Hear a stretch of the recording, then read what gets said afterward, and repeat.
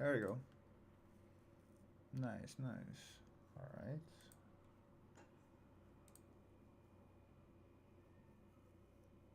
Nice. Good, good, good, good. All right. Yeah, so interesting, interesting. Setting up all the shit. Setting it up. Setting it up. Check, check, check, check, check, check, check, check, check, check, check, check, check, check, check, check, check, check, check. Nothing.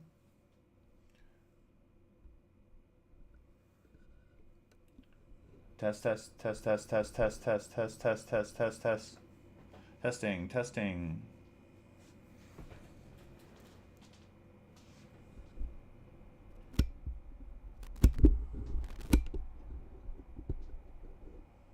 Testing. How does this sound? How does this sound? How is this sounding? How is this sounding? Damn.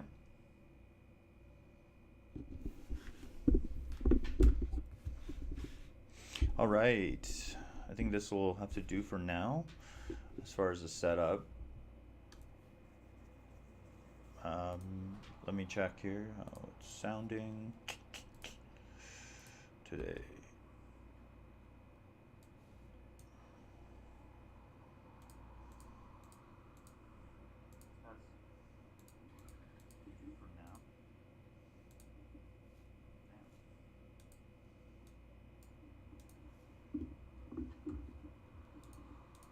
All right.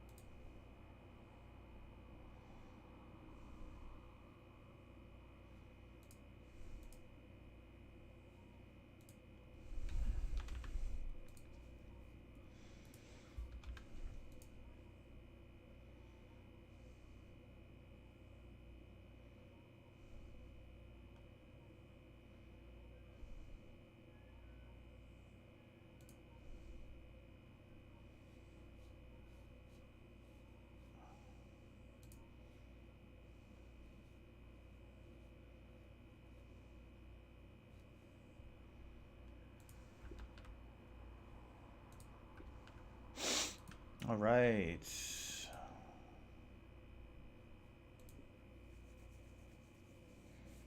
Okay. I guess I'll get my headphones, right?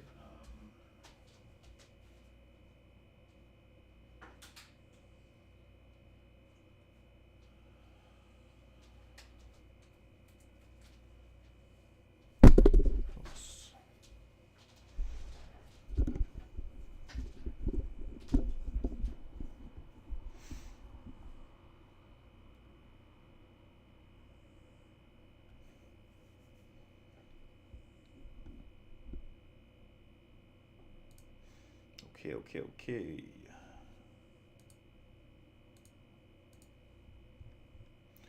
Alright, let's start the stream.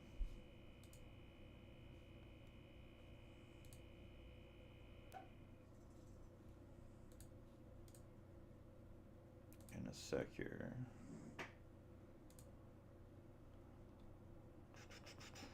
Boop doo.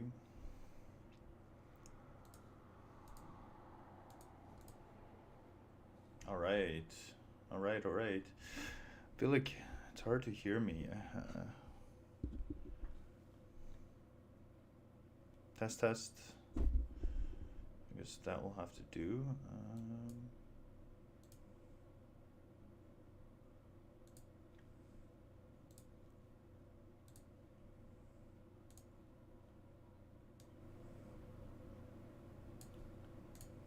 Test. Alright. I think that's okay, maybe?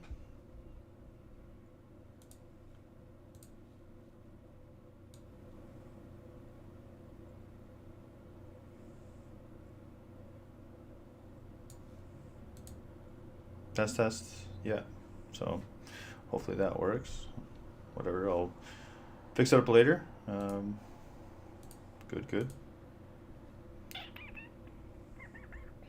Test.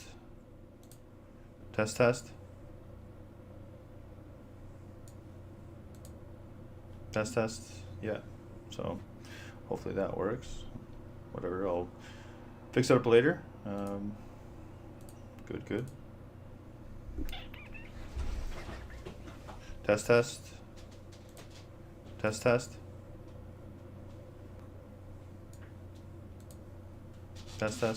Yeah. So hopefully that works. Whatever, I'll fix it up later. Good. Test.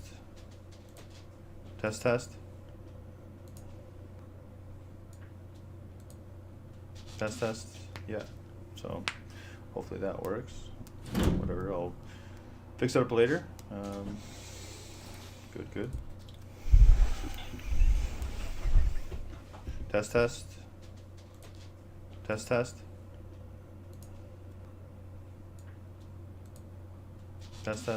Yeah. So hopefully that works. Whatever, I'll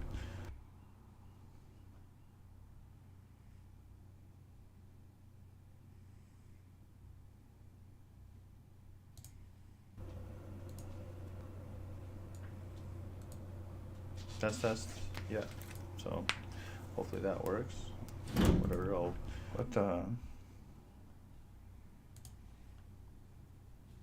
hello?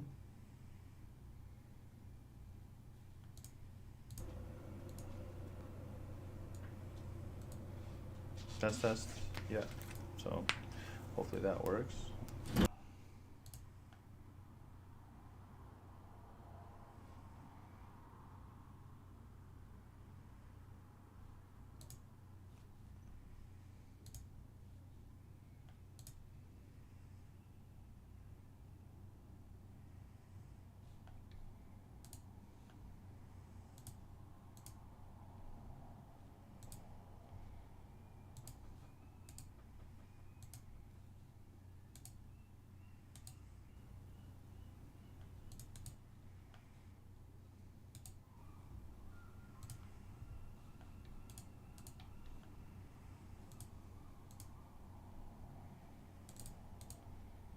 All right.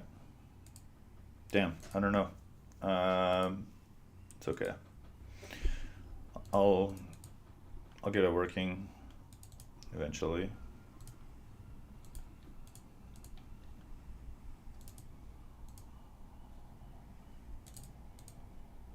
All right. Damn, I don't know. It's okay. I'll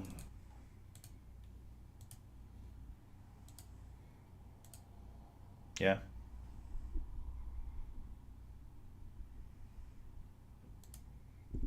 Hello?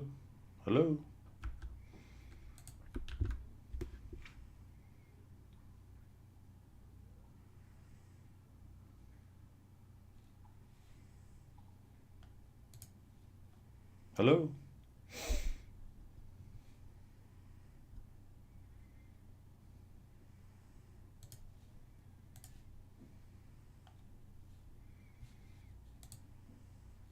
Yeah, it would be nice to get some music up in here, like some chill vibes, you know? That'd be nice, and then we can start kind of talking about things. YouTube music. Some lo-fi or something?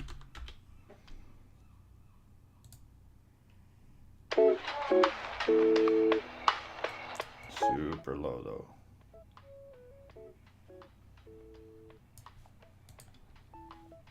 Something like that.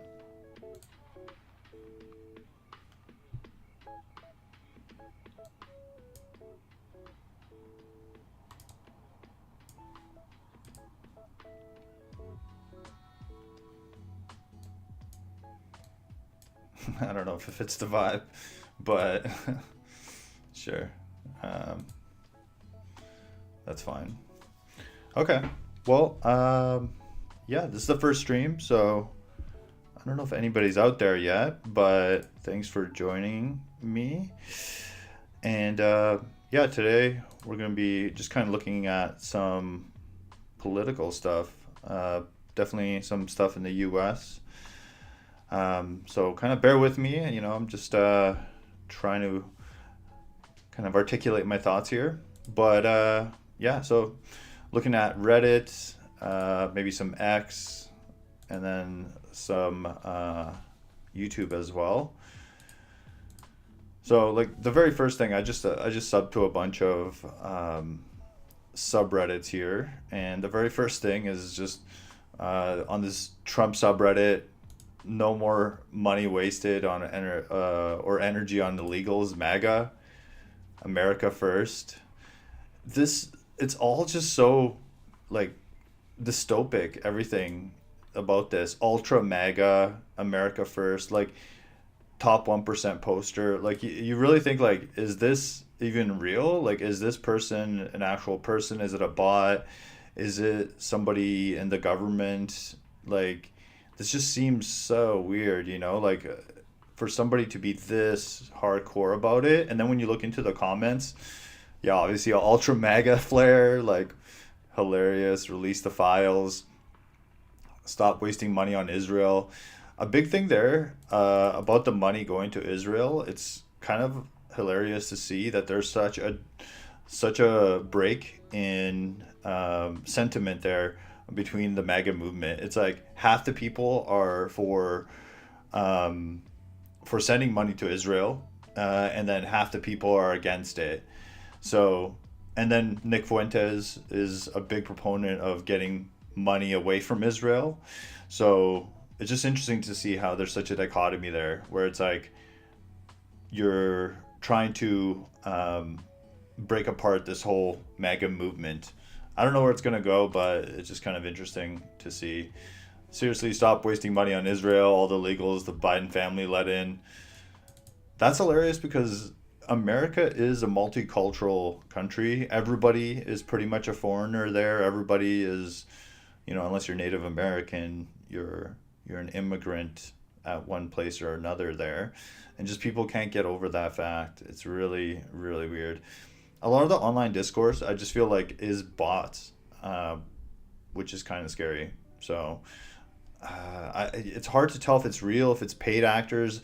The thing is there's a lot of financial incentives too.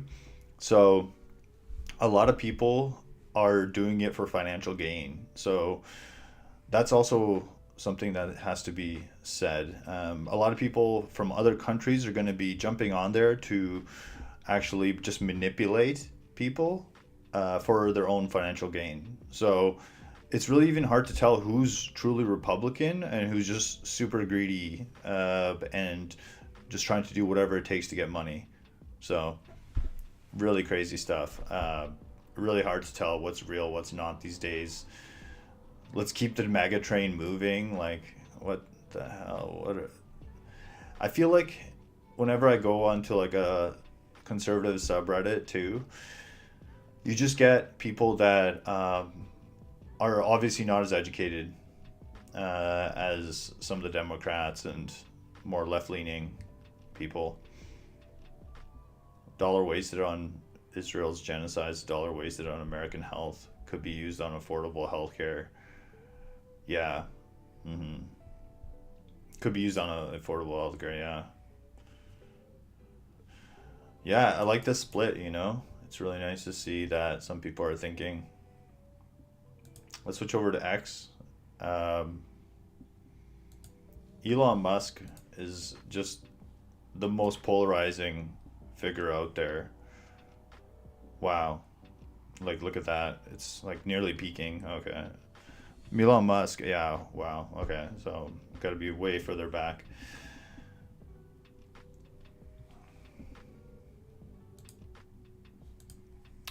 All right. I wonder how that sounded. So I'm going to take a look.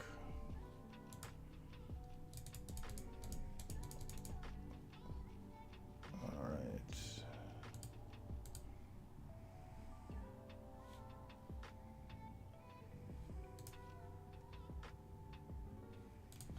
I'll just practice, fuck it. All right, get verified.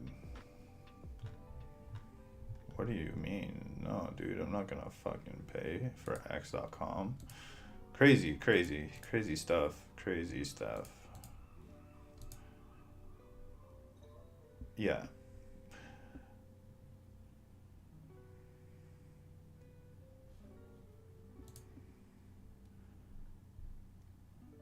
Yeah, this is wild. Post from the Tesla owner, Silicon Valley. Holy shit! Like, just what the hell, you know? That's just an Elon Musk dick riding group, basically. Um, Italy's demographic crisis deepens. The birth rate has been plummeting over the past 7 years.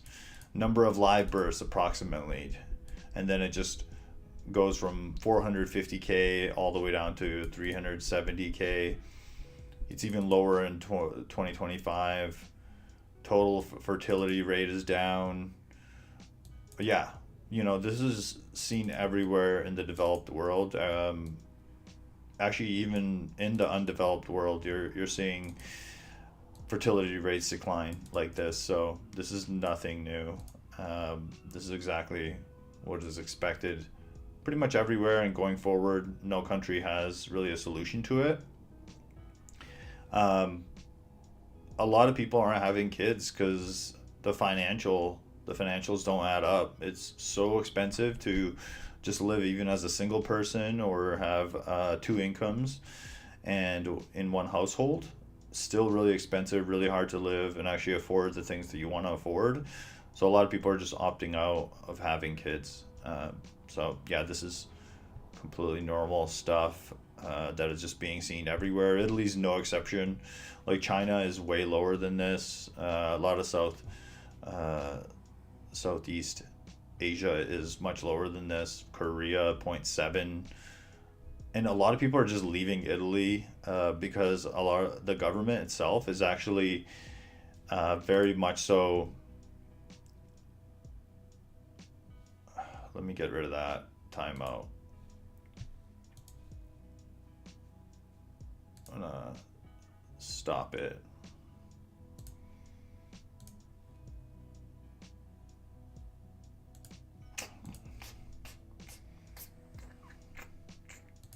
Just stop and breathe. Oh yeah, baby. Meow. Okay.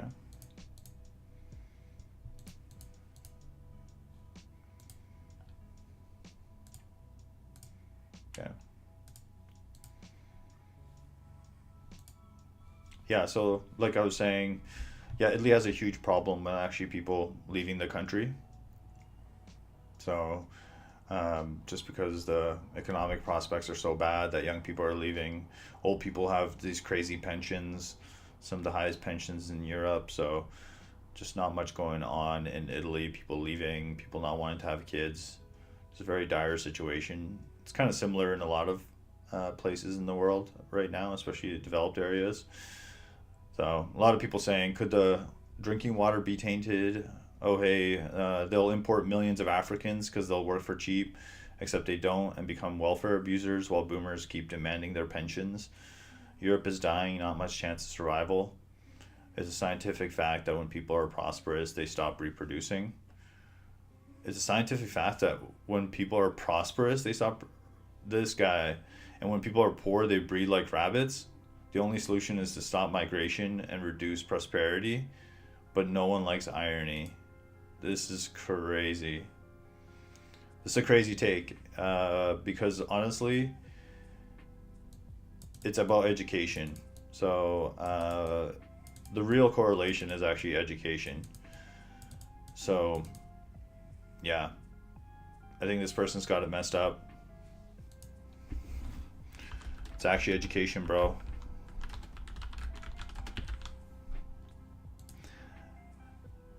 It's education and contraceptives, access to contraceptives, both of which are important. I don't want anybody to think I want to have them taken away or something, or if I could have them taken away, I wouldn't. But it's important to understand that, yeah, those are both the main reasons: education and I can even ask ChatGPT here. So, two main reasons for fertility decline.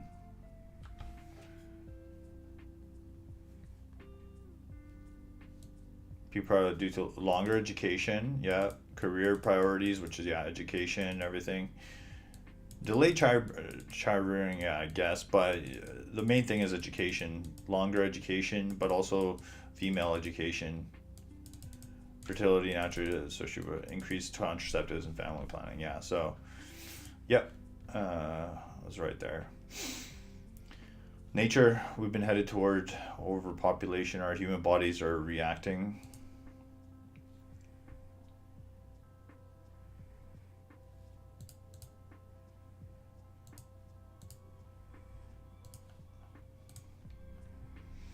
Free espresso still can't beat the cost of living. It's the plastics.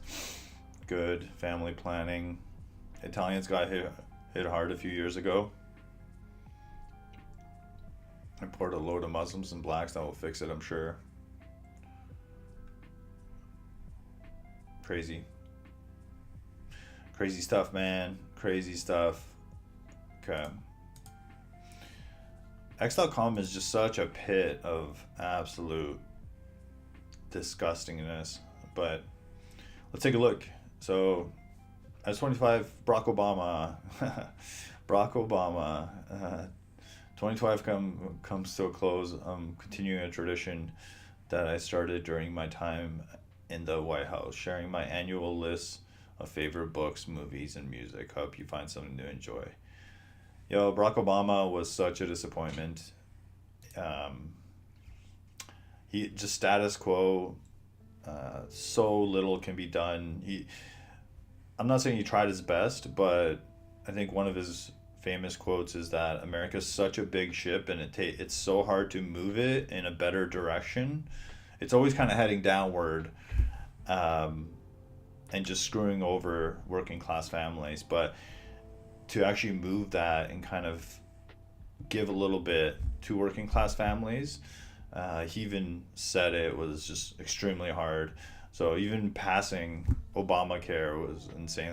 And it's not even like universal health care. It was just getting the poorest to have it was so hard. And so huge respect doing it, but I think the system needs a lot more changes than just that. So like he reads a lot, you know.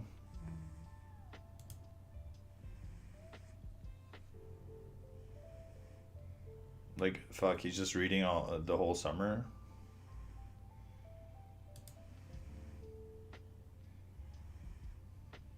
What's abracadabra? I don't know. I don't care. Candace Owens, oh my god. Candace Owens hilarious, man. She is so fucking crazy. She's like the female Alex Jones. I feel like just absolutely insane. So crazy. Just stirring the pot. She's one of those people that I think is just doing it for the money. She just has no allegiance to anybody, and she just saw an opportunity in the market, and she's just jumping in on it. Every time Ben speaks, I feel more certain Israel's involved in 9 out of 10 ways, I guess. He's just too invested in Charlie's murder. He never liked Charlie, and he's now suddenly pretending he had a duty to defend his legacy. Ben only cares about Israel's interest, so Israel is involved. Of course, Ben is a puppet of Israel. Come on, that's just ridiculous. That's obviously true. I don't agree with everything Candace Owen says, but uh, obviously, obviously, this is true. It's just beyond obvious that Ben is tremendously fearful about something related to this assassination. I don't think so. I think that Ben gets funded by the Israeli government, and he's a Jew himself, so obviously he really likes Israel. Not all Jews love Israel, but um, obviously Ben gets paid by the Israeli government. So Candace Owens is right about some things, but I think she just takes it too far. Like that Ben is tremendously fearful about something related to this assassination. I don't think so. I don't think Israel killed Charlie Kirk. Like that's ridiculous. It could be, it could be true, but like realistically, like probability wise, I don't think so. It was just a dude who, like, I don't know. It doesn't really make sense why would they would do it, but maybe. Elon Musk in 2026, sure. Like, people just talking about absolute drivel. Crazy. New terminal building.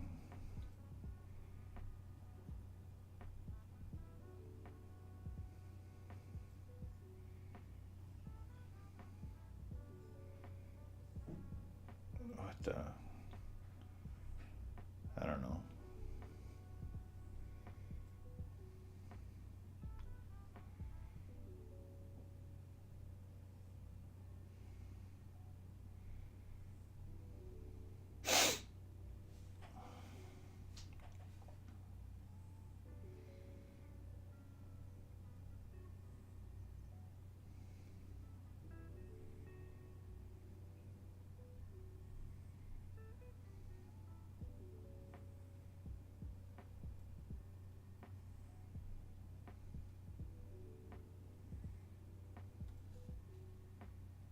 Oh, this is Donald Trump Jr.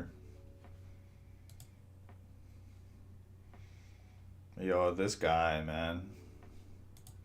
Let's see. I want to see. How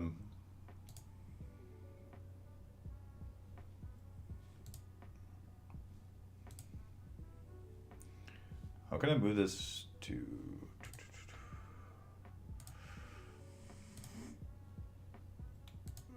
Um, Top controversies around Donald Trump Jr. It's always interesting to ask AI some of this stuff, and see how bad it is, 2016 Trump Tower Russia meeting. One of the most significant controversies was the 20 meeting of Trump after he'd received dirt on Hillary Clinton from a Russian lawyer. He initially described the meeting misleadingly, suggesting it was all about adoptions, and later admitted he expected political opposition research. Yo, I don't know. After after being told he'd received dirt, so this is probably during the election campaign, the first time that Donald Trump got elected. and he was just kind of going to see if there was dirt on Hillary Clinton from a Russian lawyer. I don't know. Dude, there's so much worse shit going on all the time. You know, he was just doing his dad's bidding kind of thing. Which, yeah, it's bad, but like, He spoke at a rally that immediately preceded the U.S. Capitol attack, warning Republicans to challenge certification of the election. Yeah, it's pretty bad. That's like doing some insurrection and shit. But then Trump just overturned everything. He's like, I don't give a shit, guys.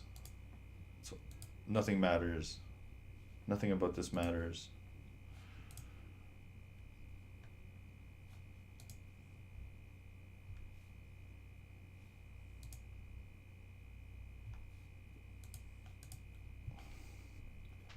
All right.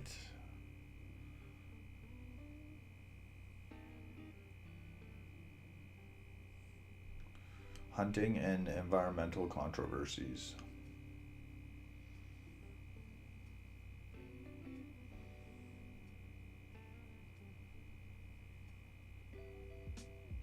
Boom. Okay, whatever. Hunting controversies? Like, what the fuck? Alright, what are some good channels to subscribe to?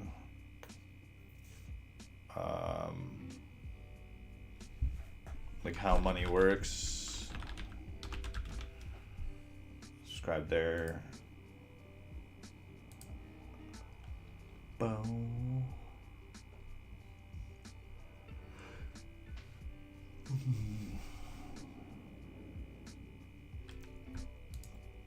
Let's subscribe to all these, fuck it. Connie Boy.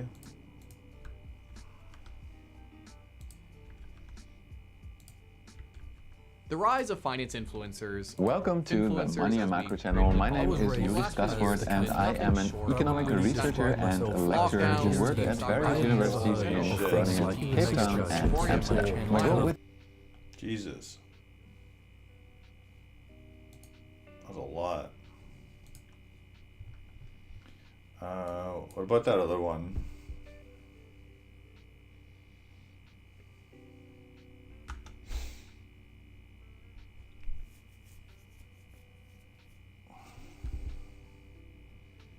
What's that other one?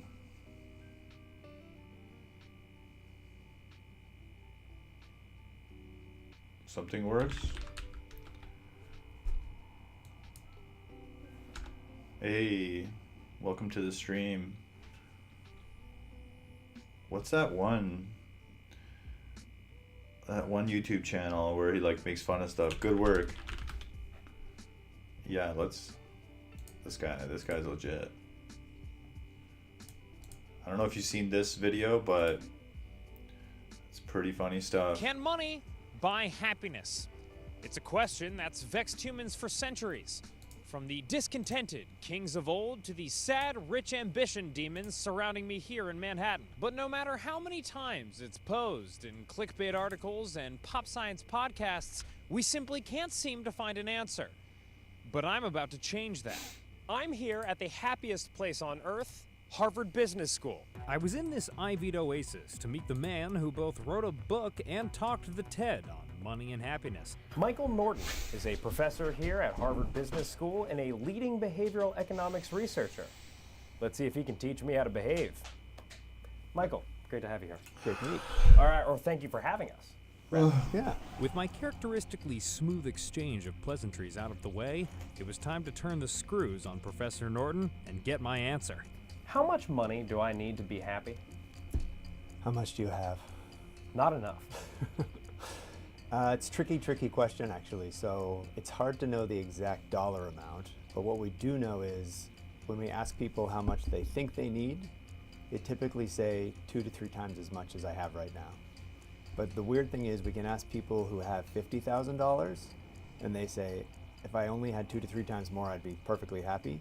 We can also ask people who have $3 million and they also say, yeah, if I only had 2 to 3 times as much, I'd be happy. Michael was saying a lot of numbers, that's for sure, but I still wasn't hearing a solid answer.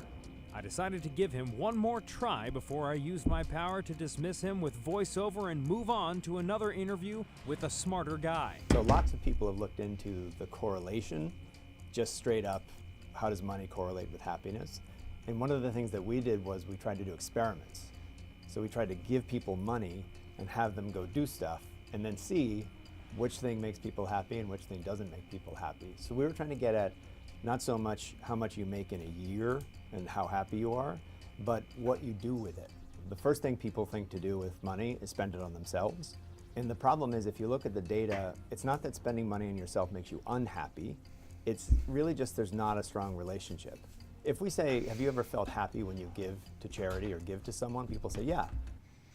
A lot of this stuff is bullshit. Like, obviously, having money and more money makes you more financially secure, more stable. So it makes you more content, more happy in the long term. Like, a lot of unhappiness comes from stress. So people with money have less stress, therefore they're happier. Simple as that. And I think there was a really damaging study, you probably already heard of it, where it's like $70,000. Oh yeah, you're the happiest as can be at $70,000 per year. But that's just not true. First off, like, things cost way more these days than $70,000 can provide, but also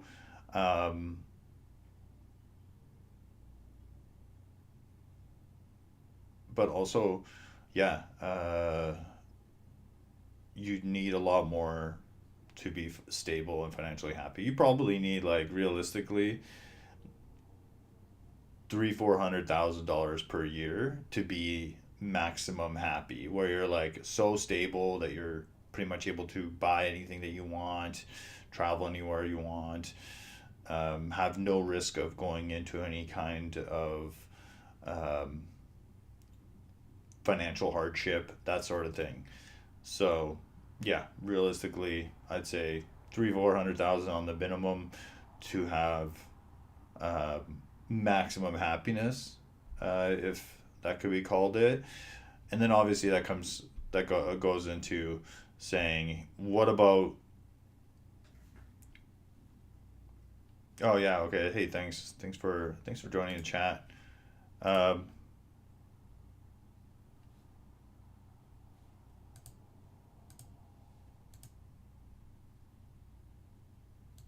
you still here or what?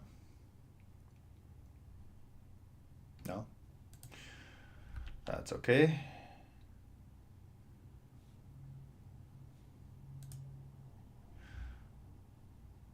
All right. Yeah, so nice. Where are you from? You're my first viewer here.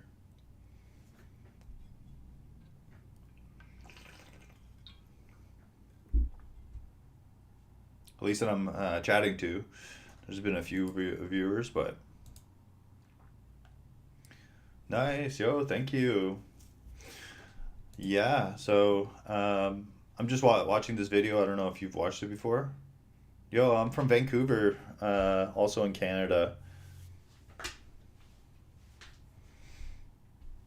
don't know if you've ever watched this video, but it kind of goes into can money buy happiness? That's kind of the idea behind it. I already watched a bit of it. Yeah, Vancouver's awesome. I love living here. You know, I'd say it's better than Toronto, but, you know. Sure, here, I can restart it. There's 4 people now, so I'll restart it here. Give you guys a look at it, and then give my opinion. It's a question that's vexed humans for centuries. From the discontented kings of old to the sad, rich ambition demons surrounding me here in Manhattan. But no matter how many times it's posed in clickbait articles and pop science podcasts, we simply can't seem to find an answer. But I'm about to change that. I'm here at the happiest place on earth, Harvard Business School. I was in this ivied oasis to meet the man who both wrote a book and talked the TED on money and happiness. Michael Norton is a professor here at Harvard Business School and a leading behavioral economics researcher. Let's see if he can teach me how to behave. Michael, great to have you here. Great to meet. All right, or thank you for having us, rather. Yeah. With my characteristically smooth exchange of pleasantries out of the way, it was time to turn the screws on Professor Norton and get my answer. How much money do I need to be happy? How much do you have? not enough? It's a tricky question, actually. So it's hard to know the exact dollar amount, but what we do know is when we ask people how much they think they need, they typically say 2 to 3 times as much as I have right now. But the weird thing is we can ask people who have $50,000 and they say, if I only had 2 to 3 times more, I'd be perfectly happy. We can also ask people who have $3 million and they also say, yeah, if I only had 2 to 3 times as much, I'd be happy. Michael was saying a lot of numbers, that's for sure. But can money buy happiness? To do with money is spend it on themselves. Yeah, I don't know. You get the gist of it. Yeah, Toronto. I didn't like Toronto. I went through there. I actually lived in Hamilton for a year, but I went back recently, and it was just a bunch of highways. A very like industrial looking city. Not much green stuff. I like Vancouver way better. We have this amazing park. Scarborough. Let's see, Scarborough. Yeah, Hamilton's not nice, but also just like so many highways and just yeah. Well, like if I don't know if you've ever driven into Vancouver, but it's gorgeous going across the bridge and just seeing the whole city. It's so beautiful. I absolutely love it. So this is Scarborough. Oh, yo, Scarborough doesn't look bad. Yeah, it looks nice. Looks nice. Looks very nice. Okay, cool. I was more talking about, I guess, Toronto's big, so I was more talking about all downtown Toronto with so many highways and stuff, but Scarborough looks really nice. So I can't hate on the outskirts of it. Let's see. Whoa, this is Scarborough? You guys have a beach? Holy shit. I had no idea you guys had a beach. Damn. Wow, yeah. I never been to this portion of Toronto, that's for sure. Oh, geez. Yeah, it's gorgeous. Gorgeous. Yeah, okay. So you're living in the best part of Toronto, I'd say. Can't complain too much. Wonder how's the winter there?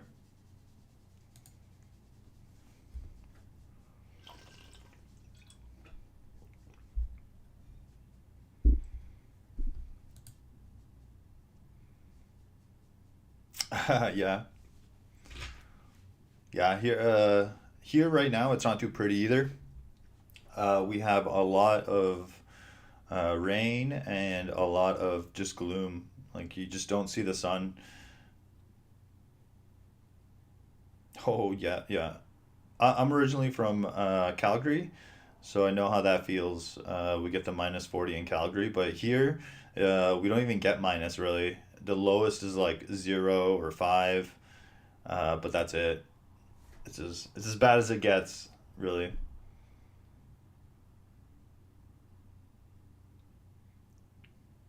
Yeah, pretty much England weather. Actually, no, not as shitty as England.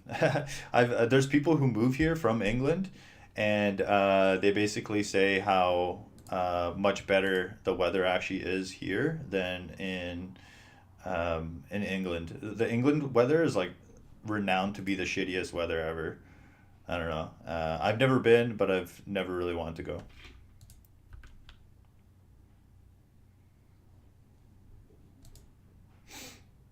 Yeah, yeah. I've talked to like people from England and London and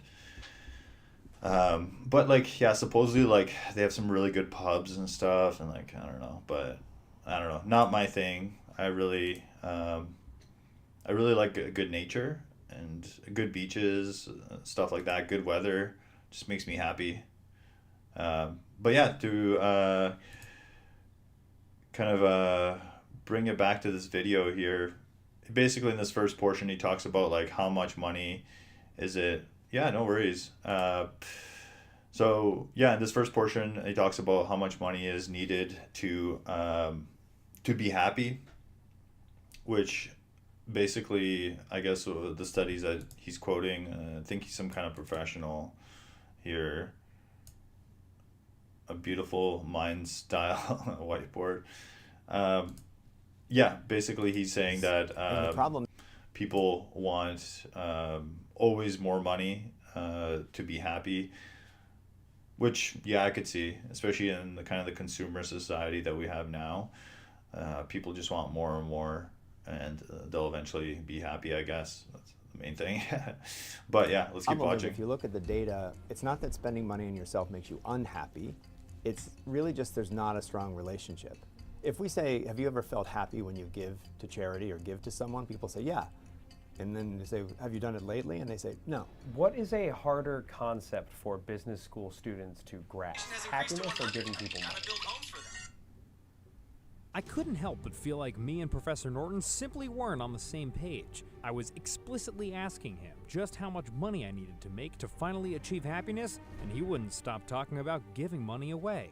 It made no sense. I needed to find someone with as impressive of credentials, but who would actually give me a hard number on which to set my sights. There's a very famous paper that concluded that there was this plateau between money and happiness beyond around $75,000. Now we're talking. Matt Killingsworth is a Oh yeah, this is actually the study that pretty much everybody's heard of, where they basically say, your happiness is the maximum it can ever be. You know, those billionaires are just as happy as somebody making $80,000 per year, which is just the biggest bullshit. It's complete propaganda, because when you think about it, those billionaires don't have any financial stress at all. They just make a shitload of money all the time. They'll never go broke. While somebody at 75K, let's say with inflation and everything, it's like 100K a year, you still have that financial stress. You can get into a financially bad spot pretty quickly. So yeah, I don't agree with this guy at all. I don't think he's gonna say that study is a good idea anyways, but we'll see. a senior fellow at the University of Pennsylvania's Wharton School of Business, where he runs one of the world's largest studies on human happiness. Wharton is an institution of great history, and more importantly, a place where many people learn how to accumulate wealth until happiness oozes out of their pores and the pores of their progeny. I ran this really big study that had a fantastic measure of kind of the levels of happiness that people experience, and I saw no evidence for a plateau at all. It just keeps going up, modestly but very steadily. These squirrely academics wouldn't stop overcomplicating the issue, but I could play their game too. You found that money and happiness have a logarithmic relationship. Mm-hmm. Is that different than a polyamorous relationship? Maybe you could combine them. I've tried. So maybe you just need to earn more money, and then you can see what you can put together. But when you describe a logarithmic relationship, mm-hmm. What is it? Is this what you're talking about? Yeah, see, this is pretty interesting, where he's saying that instead of that study, which, yeah, I think that study is complete propaganda, the $75,000 is as happy as you can get. But he's basically saying the more money you make, the more happy you are. Which, yeah, realistically, would keep just going up. But, you know, at a certain point, I guess it would go up slower. You know, like, I don't know how much difference, like 10 million and 20 million would make. You wouldn't be necessarily twice as happy. So, yeah, I totally agree with that way more. Just because, like, 75K these days is not much, so. Talking about? Yes, okay. Yes. It's a big word for me. So, if you plot this out, you could imagine happiness, and then you have money. A logarithmic basically means we're going up in proportional increments. So you could imagine each of these hash lines being a doubling of income. What we used to think was happening is that happiness rises up to around this level, happiness rises, and then doesn't really improve. And essentially what I've found is that this part is basically right, but instead it just keeps going up in a straight line. So people here in general are a lot happier than people here. They're happier on average. So, you know, I'm squishing all of this down. Despite the squishing, I was making progress. I now had incontrovertible proof that the more money you had, the happier you got. And the goal was to get as far up this polyamorous red line as possible. But what would it actually feel like to be up there in the top right corner of this whiteboard? I asked Matt if his research had turned up an answer. There are a lot of things we can run experiments with, but money is actually quite a bit trickier because it's so darn expensive to run an experiment where you give people enough money to matter for happiness. But there's a natural experiment. They're called lotteries, and there have been some really great studies that have found that the people who play and win are not only happier than the people who play and don't win, but they followed up 5 or 10 years later and found they continue to be fairly substantially happier. So we got to meet a lottery winner, or we have to win the lottery. That would be interesting. Okay. If one thing was clear at this point in the investigation, it was that lottery winners are happy as shit. So I had to speak to one myself. Timothy Schultz won the lottery in 1999, winning over $20 million in almost a day. So I'm here to speak to him right in our studio.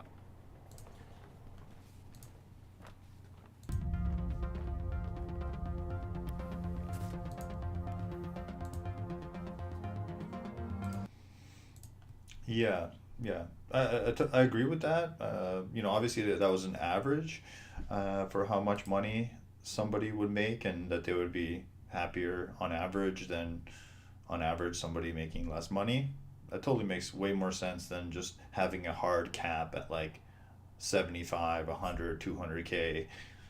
Rich people are pretty happy. I don't know. Every time I've met somebody that's like super rich, they're pretty damn happy.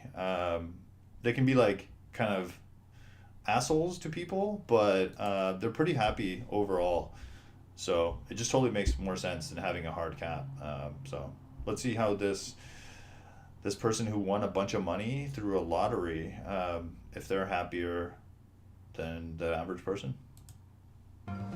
My first question for you right out of the gate, Timothy, are you happy? Most days, I try to be happy.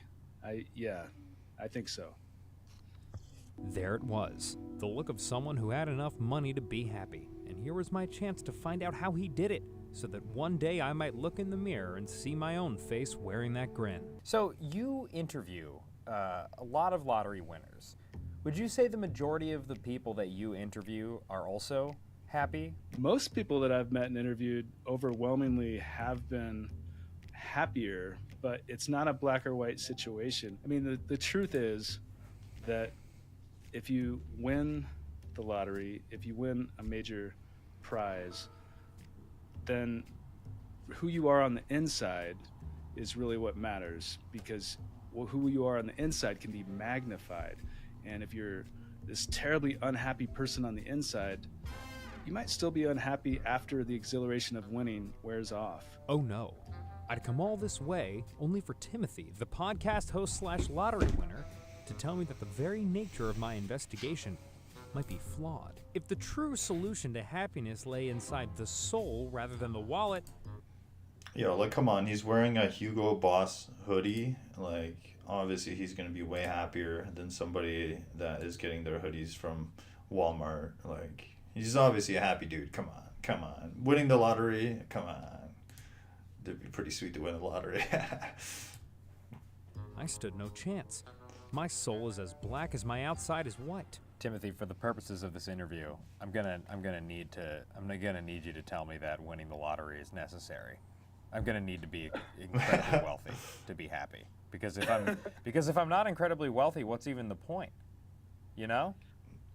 Well, yeah, I mean, you have to basically, yeah, I mean, you can do,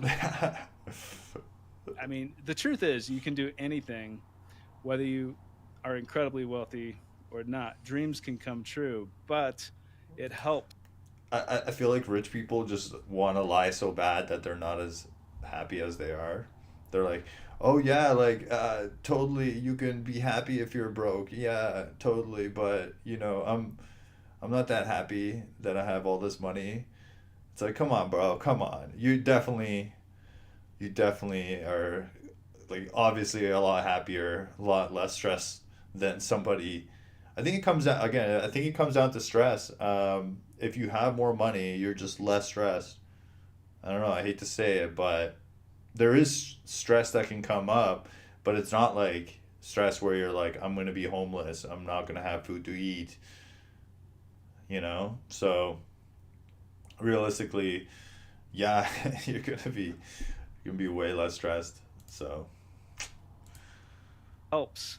It's a huge leg up if you have lots of money. I mean, or win a lottery because you have more opportunities. Your quality of life can be better. Good enough for me. I now had my marching orders. Over the course of my journey, my head learned lots of information, much of it unsatisfactory for men who enjoy talking a lot with their hands. In order to be happy, I've been told I needed 2 to 3 times as much money as I had. I've been told that true happiness lay in giving money away. I've been told I needed $75,000. Then I'd been told I needed more than $75,000.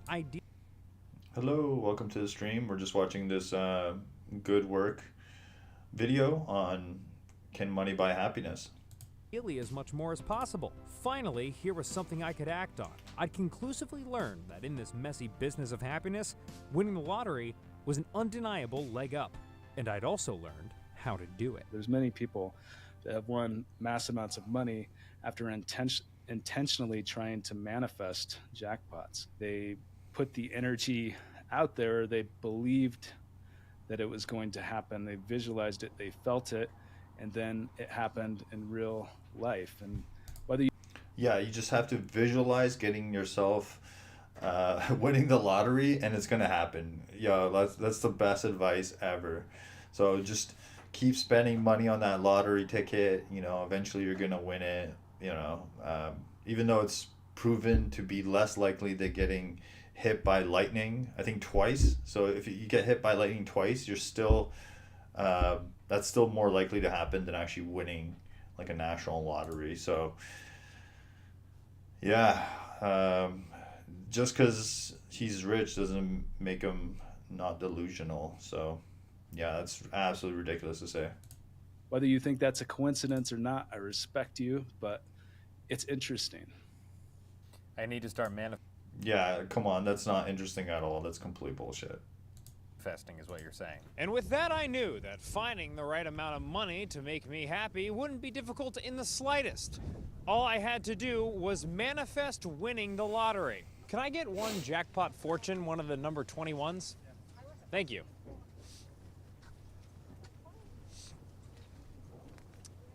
And do you have cigarettes? That's $30? Golly! A $5 game would be great.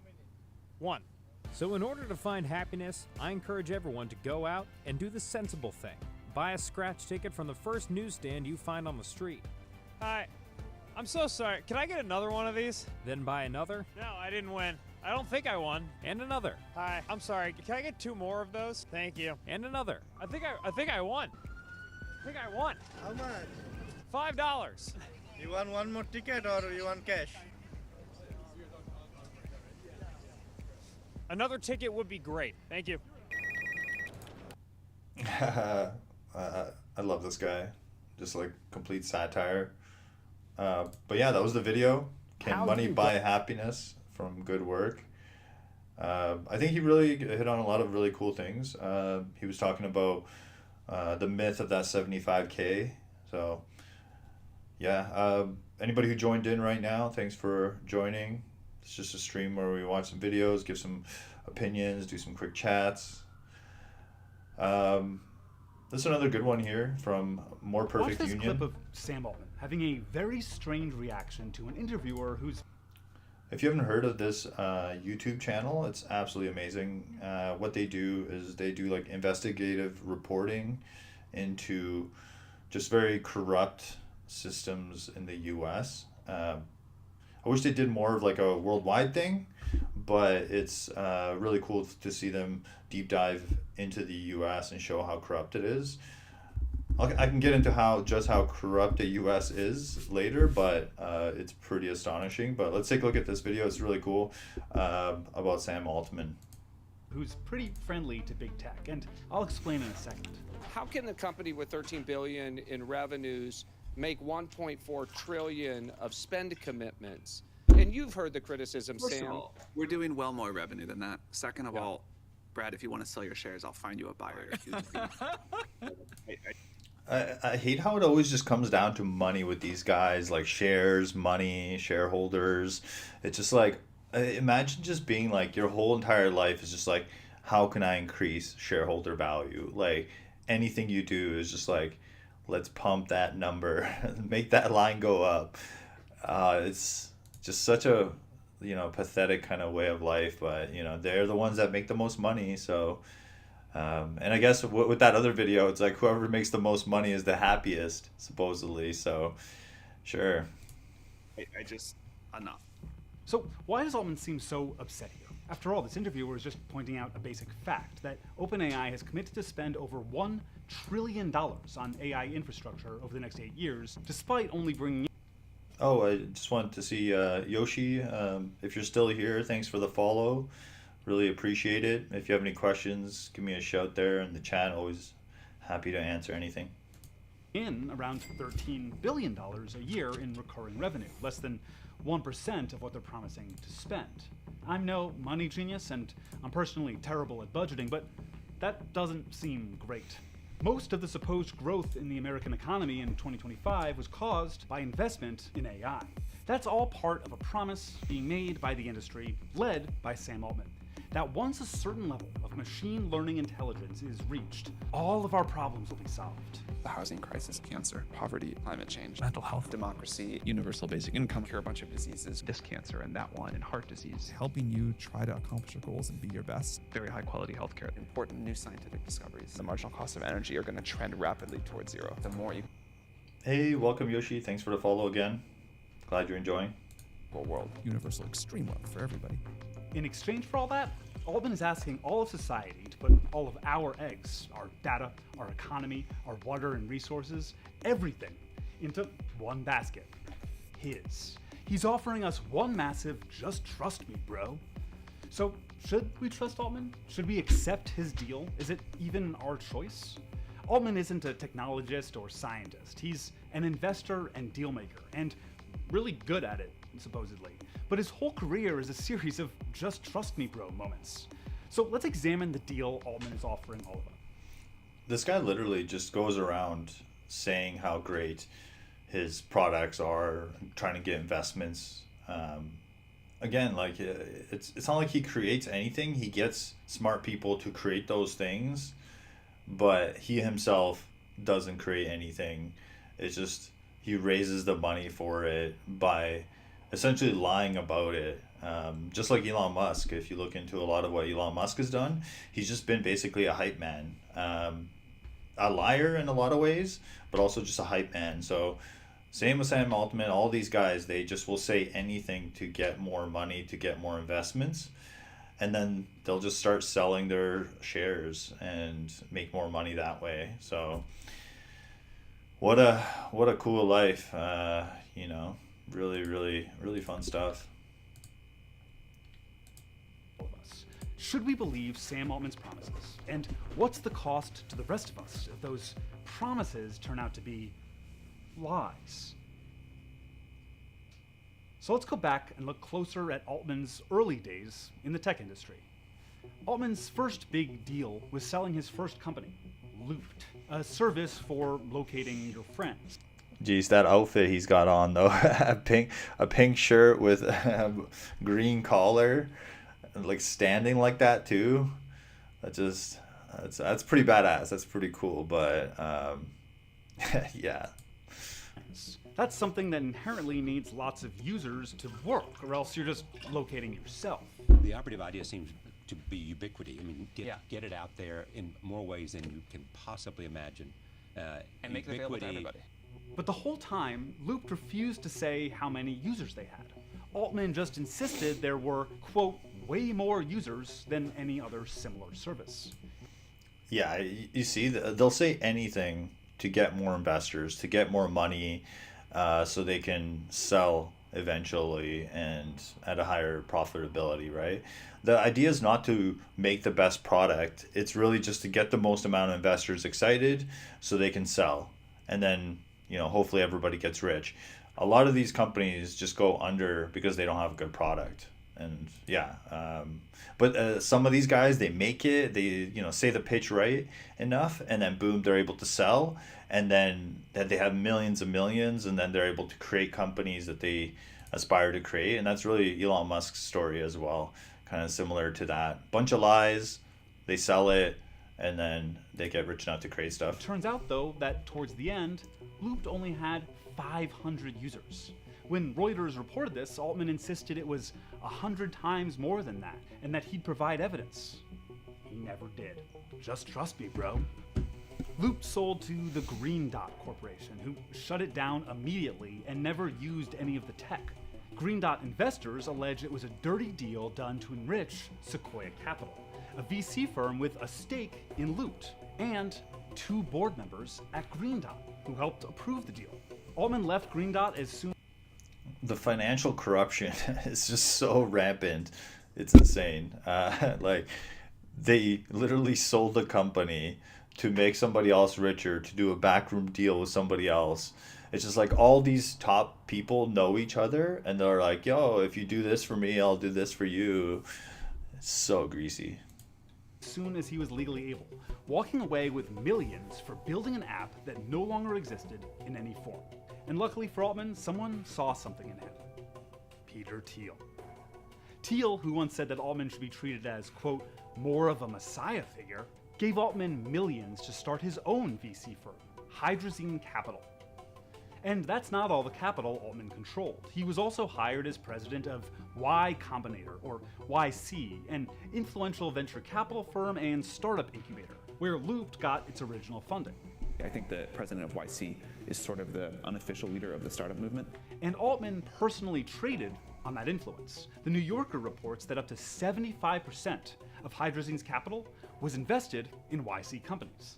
Altman used his inside view to get a cut of YC's power, despite Altman promising he didn't cross-invest in YC companies.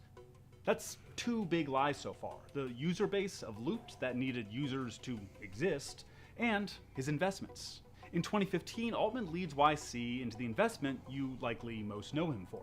He's sort of a semi-company, semi-nonprofit doing AI safety research. OpenAI was launched as the supposed nonprofit OpenAI Foundation, with a charter with a lot of lofty goals, a primary fiduciary duty to humanity, and avoiding enabling uses of AI or AGI that harm humanity or unduly concentrate power, while acting to minimize conflicts of interest among our employees and stakeholders. The evidence that they do that? Just trust me, bro. OpenAI's primary financial backers were tech billionaires and millionaires like Altman himself, Peter Thiel, Reid Hoffman, and I feel like all these guys are just like the modern day snake oil salesman.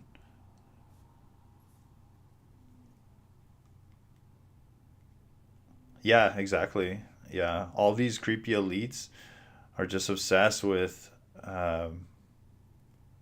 these messiah figures and the end times. Like Elon Musk is big into it. It's just such a weird infatuation with that kind of stuff. Yeah, the thing I hate the most is when these elites like Trump and Elon and everybody else, they use Christianity or they use religion to push their own agenda. And it's just so disgusting to see, like, Jesus would not do this stuff, and they're using, his name and the whole religion as a way to get people on board. In that one interview when they asked Trump, they're like, oh yeah, so Trump, what's your favorite line in the Bible? Because you said that like you love the Bible and you read it all the time. And Trump is like, oh, I don't know, there's too many to choose from. I don't want to choose one right now. And they're like, oh, okay, but what about the New or Old Testament? Which one do you like more?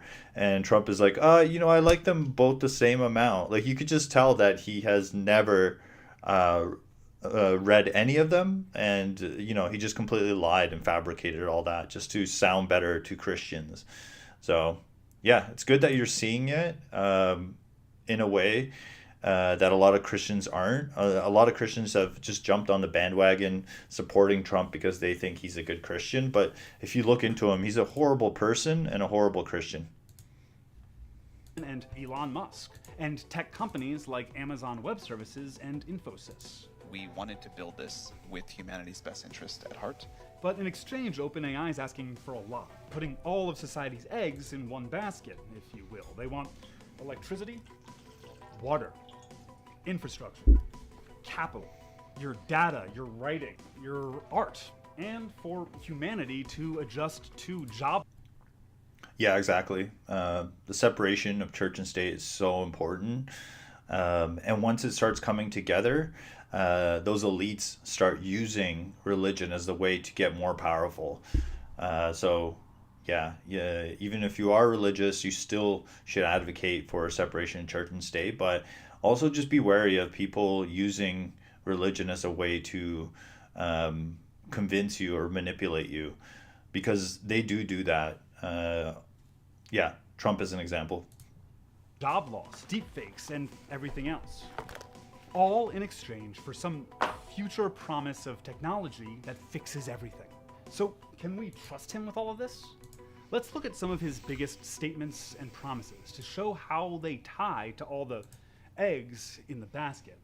Altman insists he doesn't own any of OpenAI, and he barely takes his salary. I paid enough for health insurance. I have no equity in OpenAI. I'm doing this because I love it. But he doesn't hide that he's already rich, trying to do a rich guy using money for good Batman thing. That Batman, such a wonderful person, but I don't deserve it. But we millionaires decided that you do.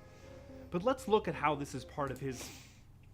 Yeah, the funny part about Make America Great Again is America was at its strongest when the richest people in America were taxed at the highest rate, because those taxes were then used to build infrastructure that everybody benefits from.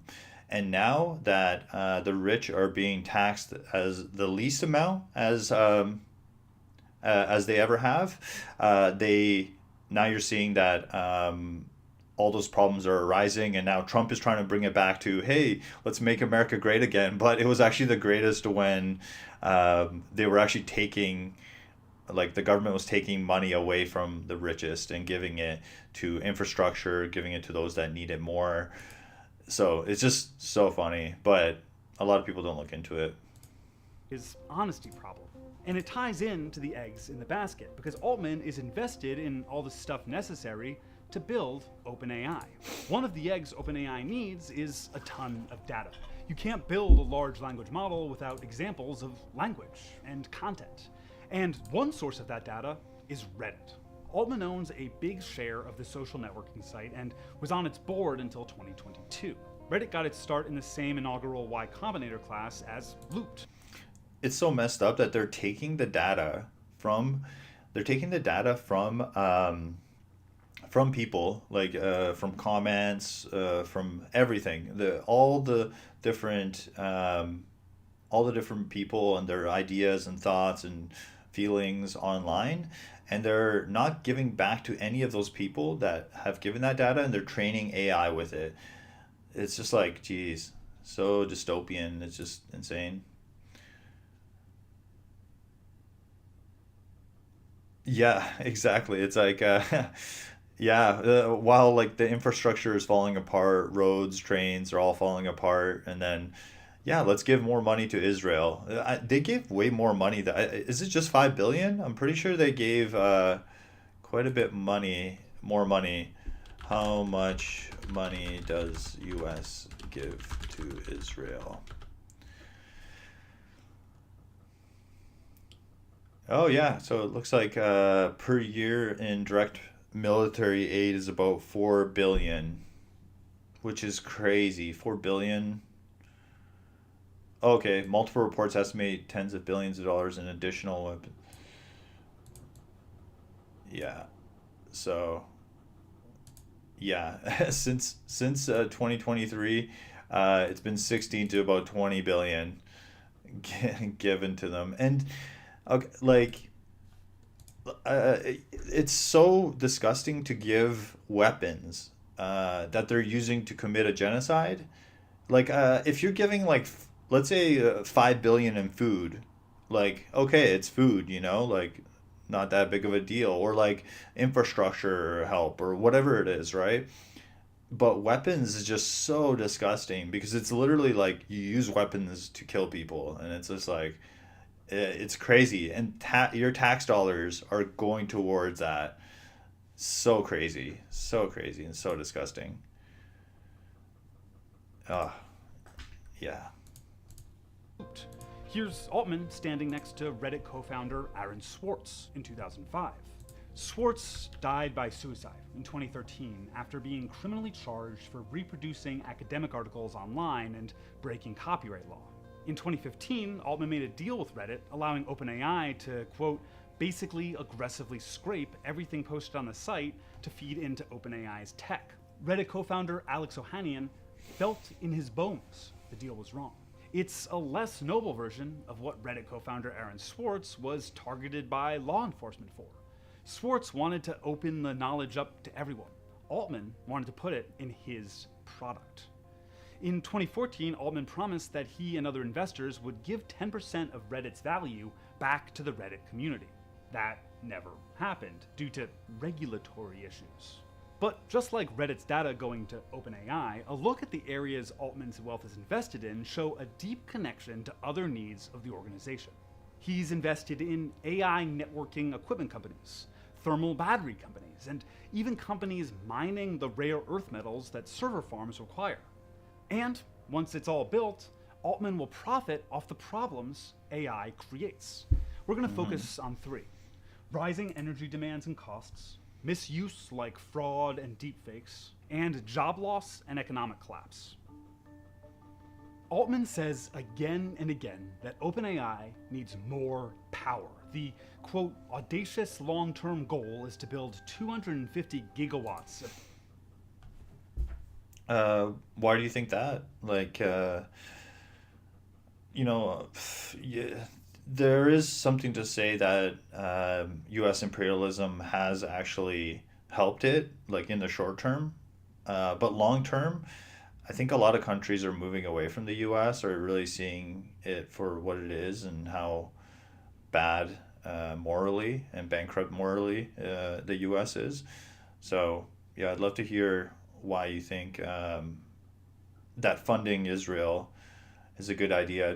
Just because, when you weigh those two things, like you're sending it to a foreign country, you're kind of like funding wars when you could be doing other things with that money that would help people back in the U.S. Or companies in the U.S.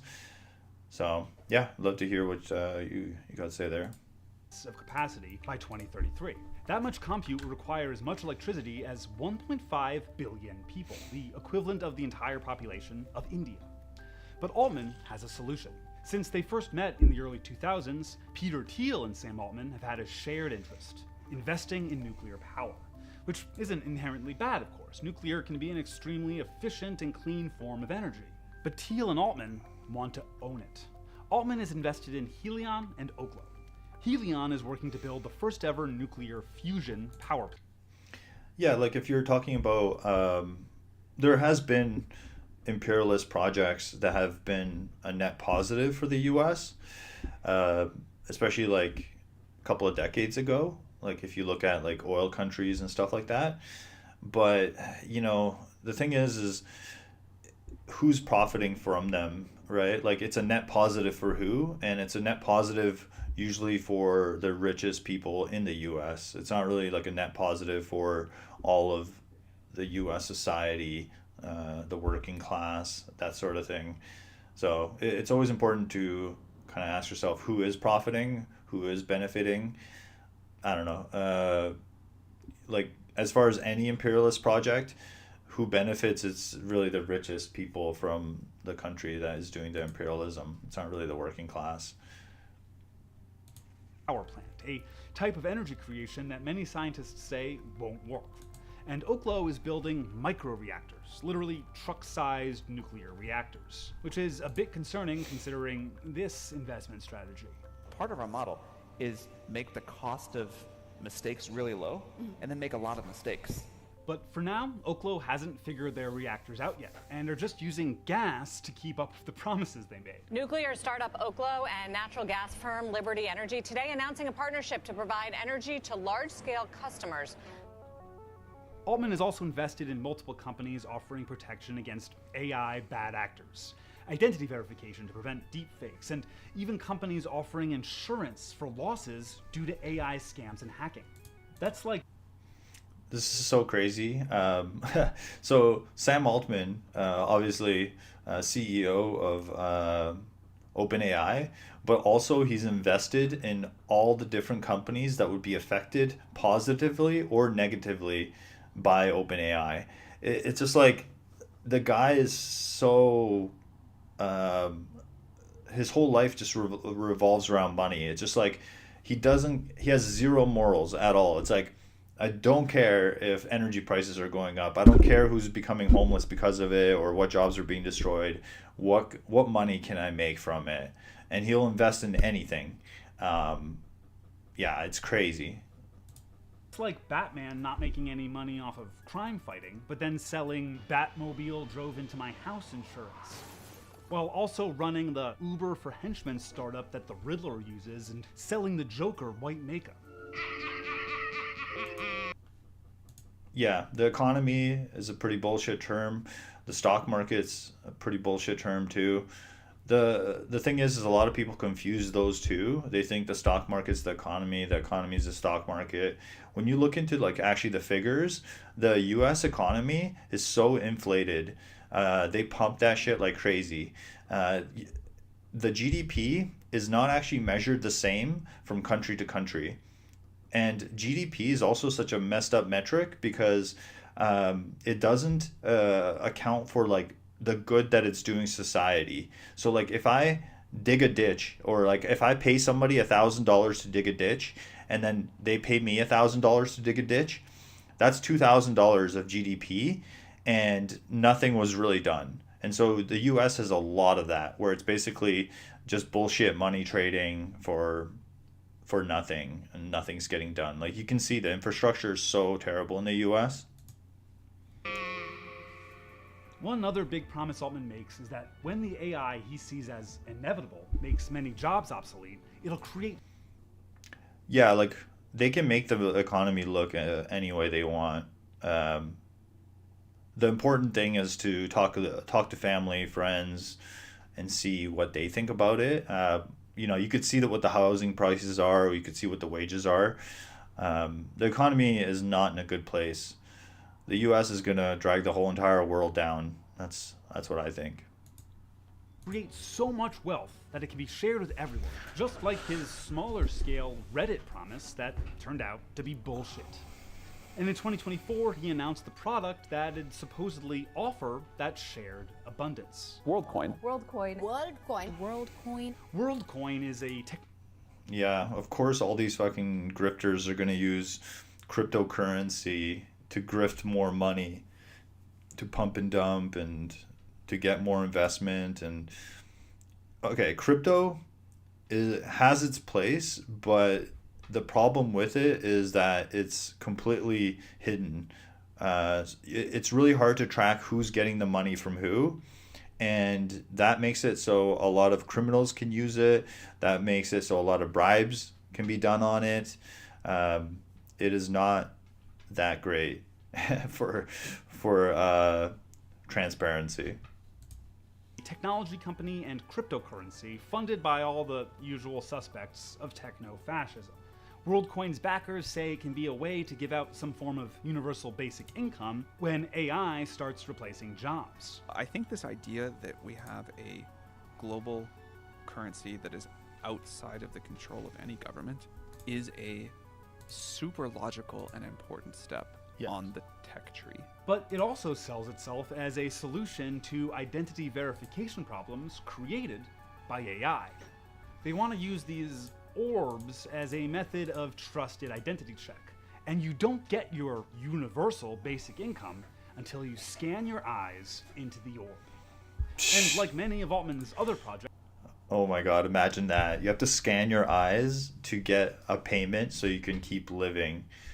Like, bro, that is not a world that I want to live in. Oh my god. That's so messed up. The thing is, they're gonna do their best to sell it in the best way they can. So, yeah, it's just absolutely disgusting. Projects from Looped to ChatGPT requires universal adoption to be of any business use. A currency and identification system are pretty useless if other people don't use them. So again, Altman is making an offer. Give us your identity, and we'll give you cryptocurrency. It's a classic Altman deal. I'll fix everything if you sign over everything. Just trust me, bro. It's almost like Altman wants to build a whole other economy, just in case the one we have now falls apart. Well, we'll get to that. In 2019, OpenAI gave up any pretense of being nonprofit and started a for-profit branch, then spun the for-profit out into its own entity in 2024. That for-profit organization has none of the same legal responsibilities as the nonprofit did, and brought in new investors like Microsoft, which invested $13 billion, which OpenAI largely spent on Microsoft products. And it's not just Microsoft. NVIDIA has promised to invest $100 billion in OpenAI over the next few years, money that OpenAI will spend buying NVIDIA chips.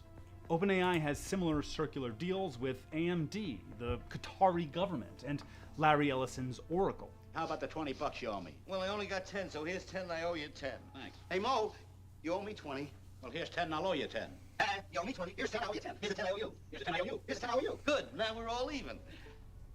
The entire economy is tied to... Yeah. Joe Rogan has really disappointed me. I think like a lot of people during like the pandemic, like 2020, 2019, especially like a lot of young men listen to the JRE, the Joe Rogan Experience podcast. But now he's just turned into this grifter of basically just selling, and he's, the crazy thing is he's so rich. It's insane how rich he is. He has everything, and he's still, for like $50,000 he could still be bought. It's like, bro, you have everything. Like show some morals, show some backbone. Like, come on, man. And then he's just willing to sell himself out no matter what. Like, it's just like whatever. Like, for any kind of supplements or whatever it is, it's just like, it's so crazy. Yeah, absolutely crazy. Where they could be so rich. These people are so addicted to money and so greedy that even when they make all that money, they still want more. It's crazy. Tied to the success of Altman's project. We might screw it up. Like, this is the bet that we're making, and we're taking a risk along with that. Who is the we taking the bet? Here's OpenAI's CFO. Banks, private equity, maybe even governmental, the ways governments can come to bear. Meaning like a federal subsidy or something? Meaning like, just first of all, the backstop, the guarantee that allows the financing to happen. Through all of that stammering, the CFO of OpenAI is making a clear point. The government, your tax dollars, are responsible for saving the AI project. That's more eggs in the basket. And that basket is based on the promises of Sam Altman, who, as we've illustrated, lies and breaks promises a lot. So if we really look at the basket, maybe we shouldn't have been putting all those eggs in there. And it gets worse. While we were editing this video, this guy literally goes inside of a basket to prove his point. It's sure, bro. $250 million Spotify deal definitely came with some Illuminati. Yeah, for real. Okay, but the thing is, like, yeah, maybe he's still like working off some of that, kind of money that he got paid way back. But imagine having a $250 million Spotify deal and still like advertising your morals away and selling bullshit supplements and doing all these shady things to get even richer. It's like even $250 million is not enough. Like at what point of money would you want to make the world a better place? Is it, I feel like if I had like 5 million, I'd be like, all right, it's time to like start trying to make the world a better place. Like, what can I fund to make the world a better place? Like, with 250 million, you can, that's how much money Elon paid to get Trump elected. So that money is like, could be world changing. and he does nothing with it and sells his soul even more. So Video news broke that OpenAI is seeking a $750 billion valuation and is in talks with Amazon for a $10 billion investment. That's money that OpenAI would spend on Amazon infrastructure. So I'm gonna need more egg.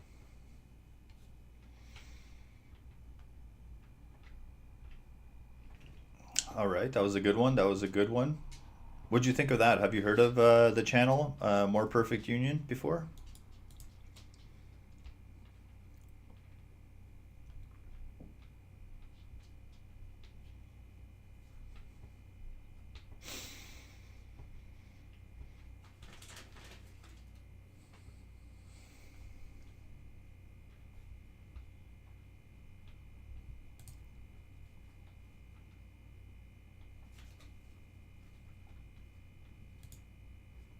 Two decades ago, China's economy was home to the most intense.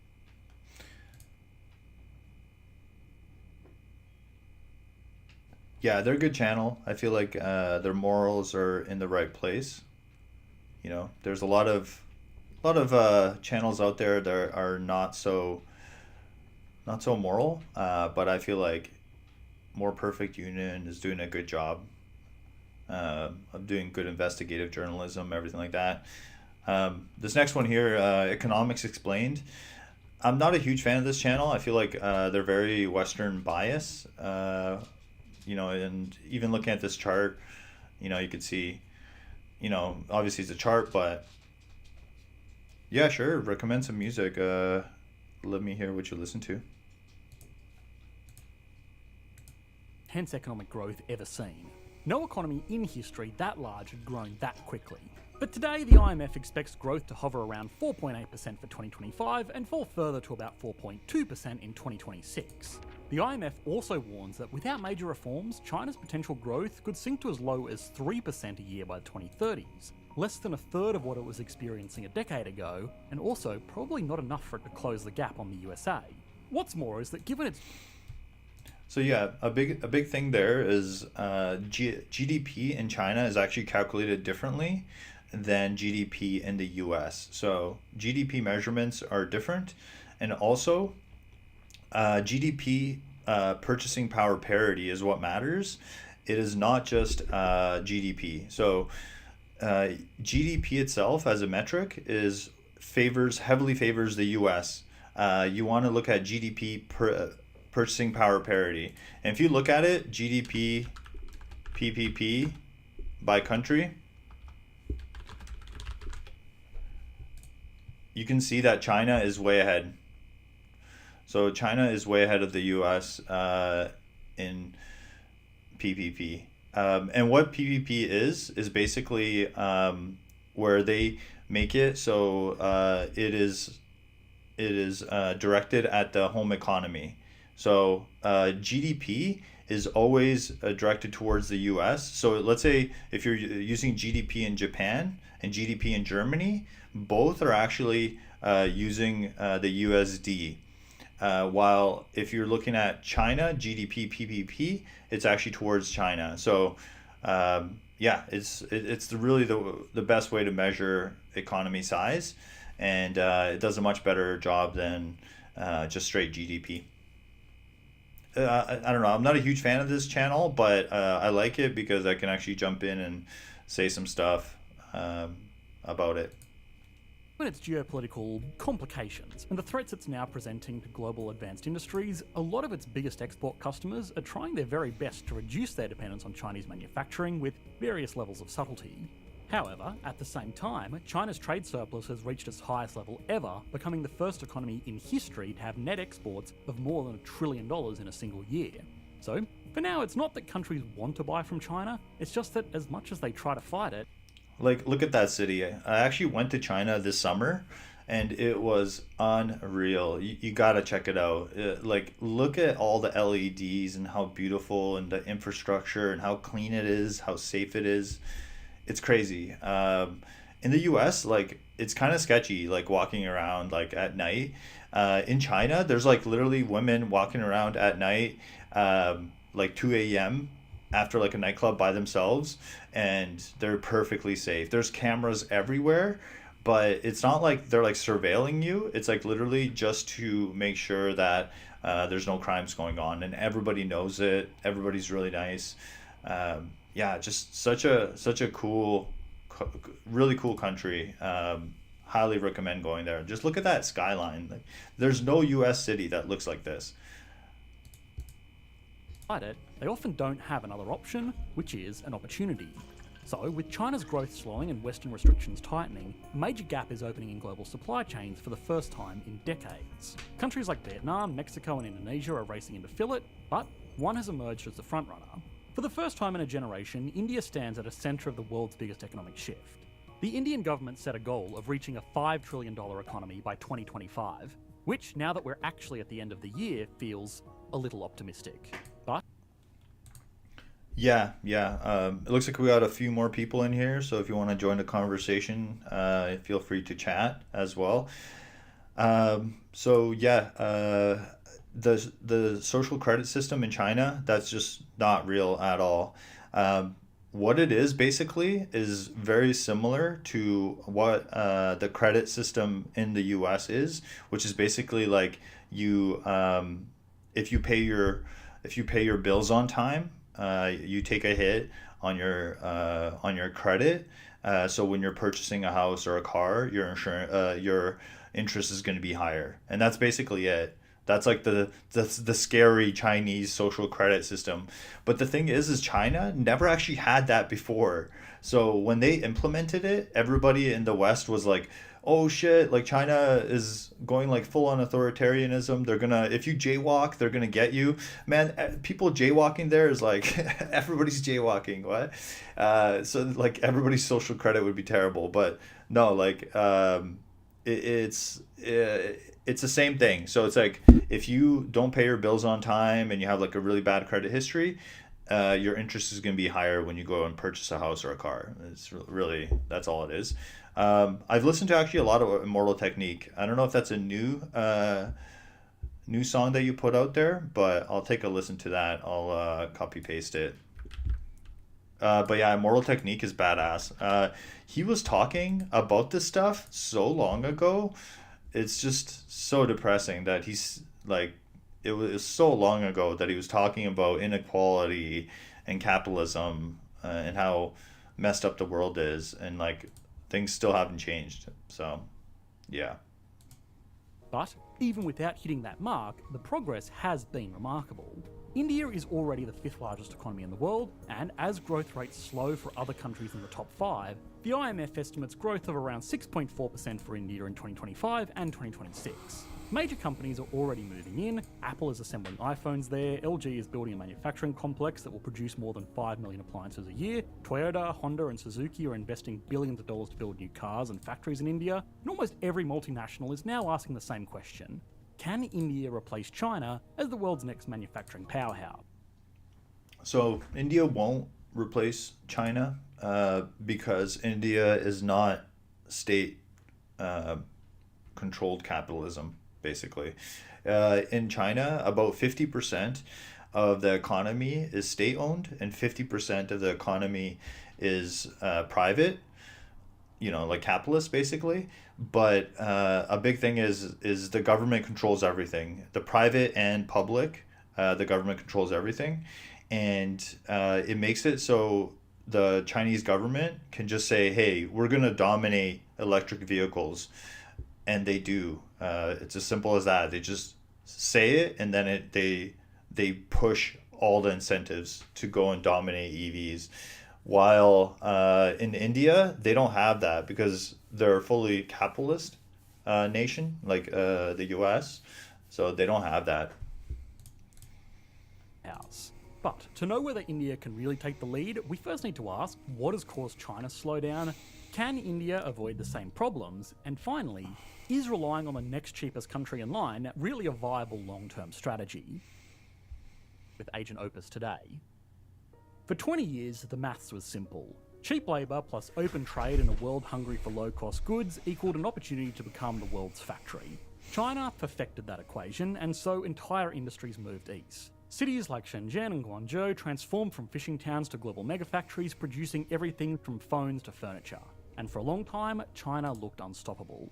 Between 2000 and 2010, China is unstoppable. Like this channel, this YouTube video and this whole channel is so Western bias. But once you go to China, it's just not even close. Like America is not even close. It's silly to think that in any metric the U.S. is better than China. Like once you go there, it's just extremely obvious. its GDP grew by an average of 10% a year, catapulting China into the world's second largest economy, and over the broader period since the late 1970s, that rise has helped lift more than 800 million people out of extreme poverty. But lately the numbers tell a different story. Growth has slowed to around 5%, which is, to be clear, still very good, especially for an economy this large, but it's still a serious decline from where it was not too long ago because labour, trade and global demand has changed. In 2013, the average factory worker in China earned around 32,000 yuan, roughly $5,000 a year. Today, that figure has doubled to around 65,000 yuan, or around $9,000. That's still cheaper than the West, but expensive enough to be... Whoops. 2 decades ago, China's economy was home to... And yes, China is struggling to find the advantage that once made outsourcing to China a no-brainer. So, in the last few years, wages rose and living standards improved, which is great for domestic demand, but these changing conditions also priced China out of low-end, low-margin, low-cost manufacturing. Factories that once relied on an endless supply of cheap workers now have to pay more, automate, or move. Add to this the fact that its population is getting older and older, and yes, China is struggling to find workers. In fact, its working-age population peaked around 2015 and has been shrinking ever since. Oh, geez, this channel is so ridiculous. Even from that chart right there, you can see that China has so many people in that working age. So yeah, China has they have 1.4 billion people. Like, they're not struggling to find people to work. It's ridiculous. It's just that China is moving up the supply chain, and they're doing more complex things, which they should be. It's a great idea, and yeah, there's nothing wrong with letting other countries do lower level work. Like, they don't want to be making t-shirts forever. They want to make higher end infrastructure and technology. They're making planes, they're making computer chips now. Like, why would they just make t-shirts? It's ridiculous. And this video is making it seem like, oh, they lost the t-shirt game. It's like, okay, bro. They don't want to be in the t-shirt game. Birth rates have hit some of their lowest levels on record, and China now has around 40 million fewer people aged 15 to 59 than it did in 2010. That means fewer workers entering factories and more retirees drawing familial or governmental assistance. While a labour shortage in what was, until recently, the world's most populous nation used to sound impossible... You're all about the Illuminati, eh? I don't know. I think the Illuminati is more of like a Western thing. In China, it's like pretty obvious. It's like the CCP just kind of owns everything. It's like that is the Illuminati in China, But in the U.S. and stuff, yeah, it is kind of shady who owns what, and Israel kind of controlling everything. I don't know. It's hard to say. Now it's becoming a reality. Also, as wages rose, China leaned on another engine to keep growth humming, and that was property. Local governments sold land, developers borrowed to build, and families poured their savings into apartments that always seemed to rise in value, and that cycle drove demand for steel, cement, furniture, and home appliances, basically everything made in China. But now that cycle has broken. When developers like Evergrande defaulted on their loans, home sales collapsed. And see, a lot of people, a lot of videos will look at that and say, wow, look, China home developers collapse. Like, what a terrible thing. China is going to collapse, everything like that. But that was actually a good thing. In the U.S., they would have bailed those people out, those private companies. The U.S. would have bailed them out, made the rich a lot richer, and then made it so they have the incentive to do it again. In China, they're like, no, hell no. We're not going to bail you out. You can collapse. Somebody else will buy it. We're not going to bail you out, and that's it. And it actually, long term, what they did was a better idea than bailing them out. Bailing out is great short term, but really bad long term. So China did the right thing there. And local governments lost one of their biggest sources of revenue. Entire projects were left unfinished, and the real estate sector, which once made up as much as a quarter of China's GDP, started dragging growth down instead of pulling it up. Oh no, won't somebody think of the GDP? Oh my god, guys, the GDP. Come on, it's not all about GDP, come on. And it doesn't help that the world itself has changed. Globalization, the system that elevated China's economy in the first place, is now in retreat. The US has placed sweeping restrictions on advanced semiconductors and the equipment used to make them. Europe has introduced new tariffs on Chinese electric vehicles, citing unfair subsidies. Even individual companies that depend on China for imports are looking for backup options, a strategy they now call China Plus One, which means keeping operations in China, but adding a second base somewhere safer, just in case. For example, Apple still makes most of its products in China, but it's now building more of them in India and Vietnam to reduce its dependence on a single country. Advanced semiconductors, industrial processes, and design software are now seen as strategic assets, and China's access to many of them is narrowing. When Washington cut Huawei off from American chips and software, the company lost its smartphone dominance almost overnight. That's a warning sign for every other Chinese manufacturer that depends on foreign components. Automation is also working against China. Yeah, this is ridiculous because China has the huge upper hand of controlling the supply chain of rare earth metals. US cannot get into a trade war with China, and that's why they backed down. Trump backed down because he knows that China has the upper hand in a trade war. So, yeah. Again, this channel is super, like, if you've ever seen this channel, it's very Western bias.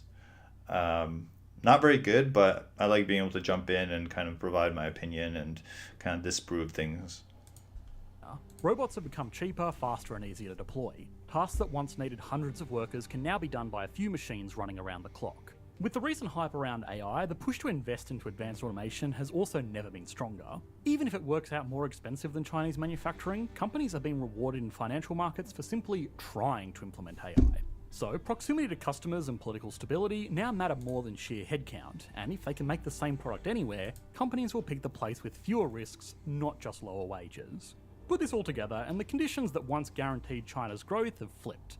Don't get me wrong, China still has a massive, innovative economy, but the model that built it has run its course. The cheap labour, export-driven...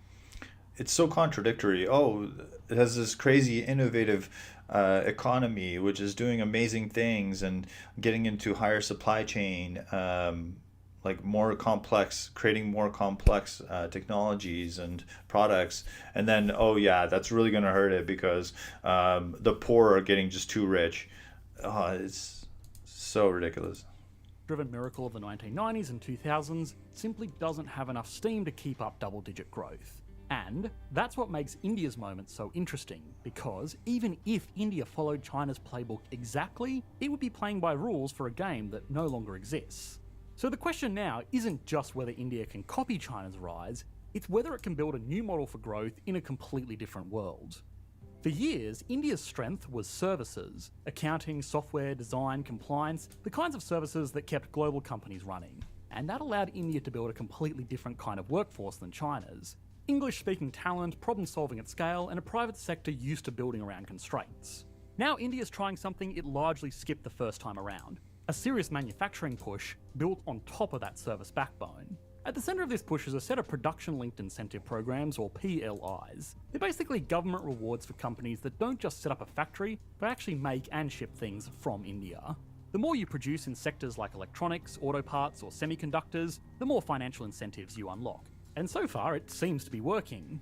In Tamil Nadu, Foxconn now makes iPhones that used to come entirely from China, Samsung runs one of the world's largest phone factories near Delhi, and Micron is investing billions to build a chip packaging and testing facility, a crucial early step in the semiconductor supply chain. These projects are building a network of suppliers, engineers, and technicians who know how to keep... But China's huge...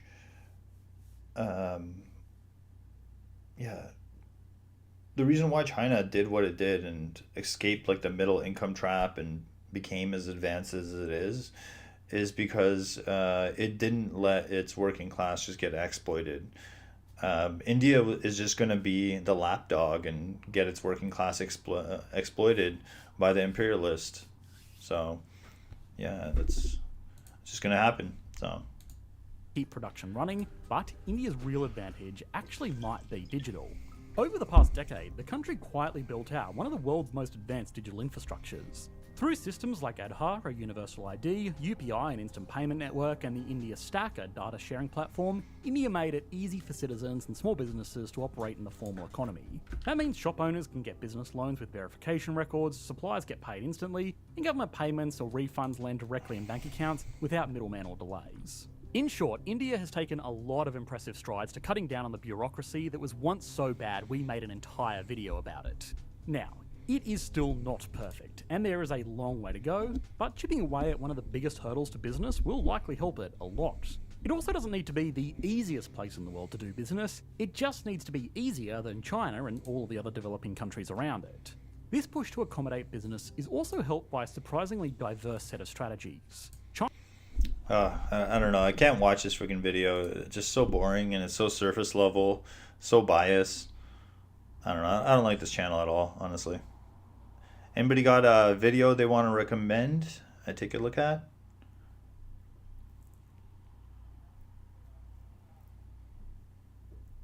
Yoshi, any videos you recommend?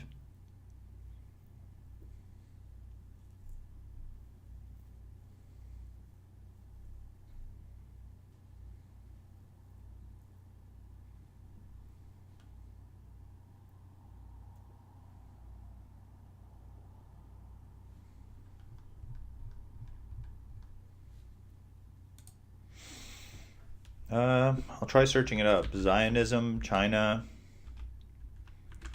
Jiang. Why China and Russia secretly supports... Oh, this one right here? So, okay, let me just... And I've also watched some of this guy's videos, Professor Jiang, and I do not agree with some of his... I also feel like he's very Western bias. It's just... there's a lot of that. But is this the one that you're talking about?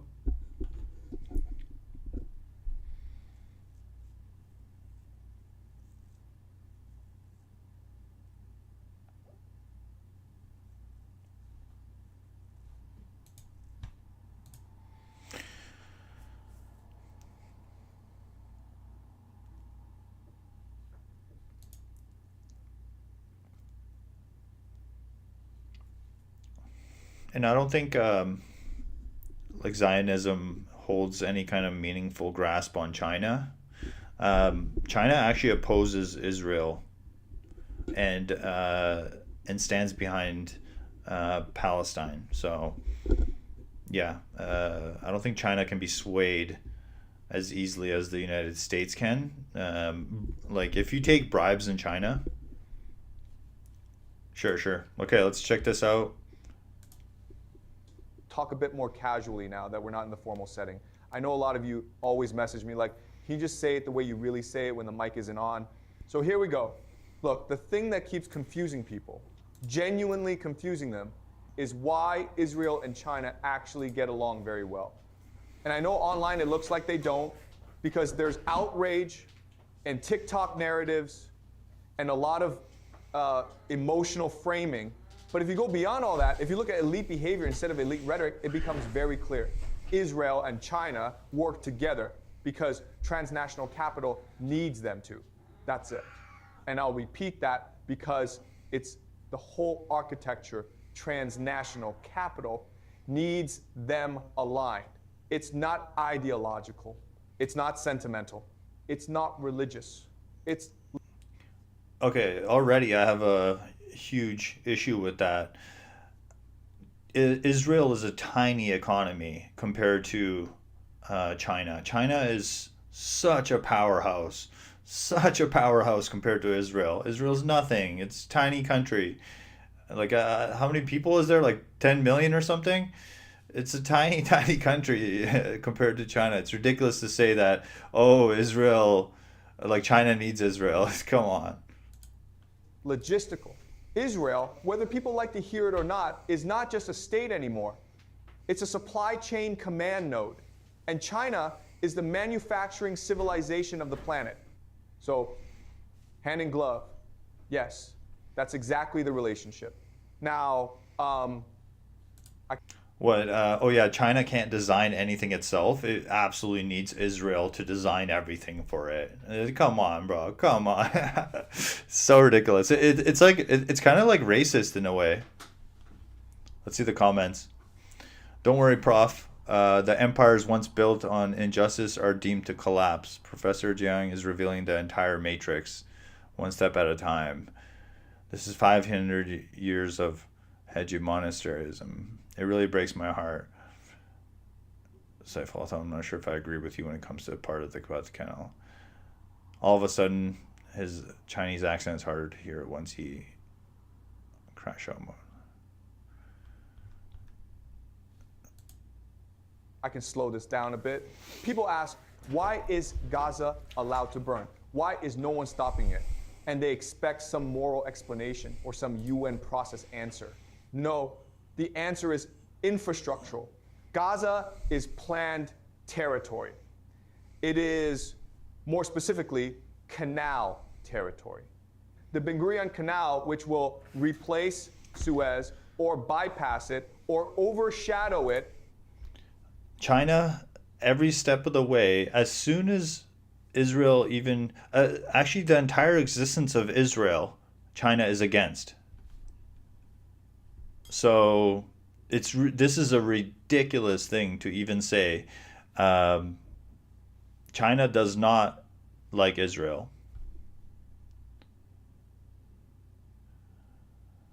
We could see, like, I'm pretty sure it's him. Whichever phrase you prefer is the true geopolitical prize. And once that route is open, whoever controls it controls Eurasian movement. So then, of course, China and Russia abstained at the UN. Not because they like genocide. Wait, they didn't abstain at the UN.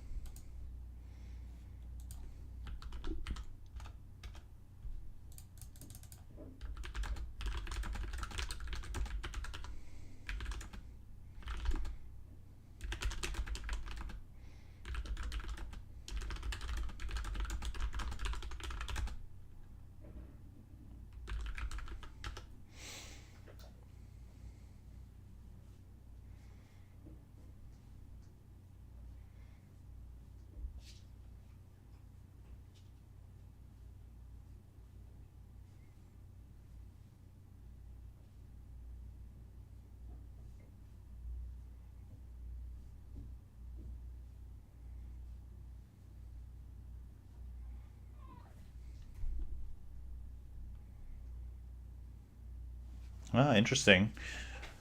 So it looks like they did abstain. I know there's been a bunch of these votes, and usually China and Russia are on the side of.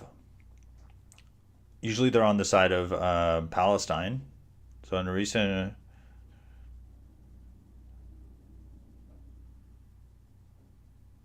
Oh, okay. So yeah, check this out. So it was a vote on a U.S.-backed Gaza plan.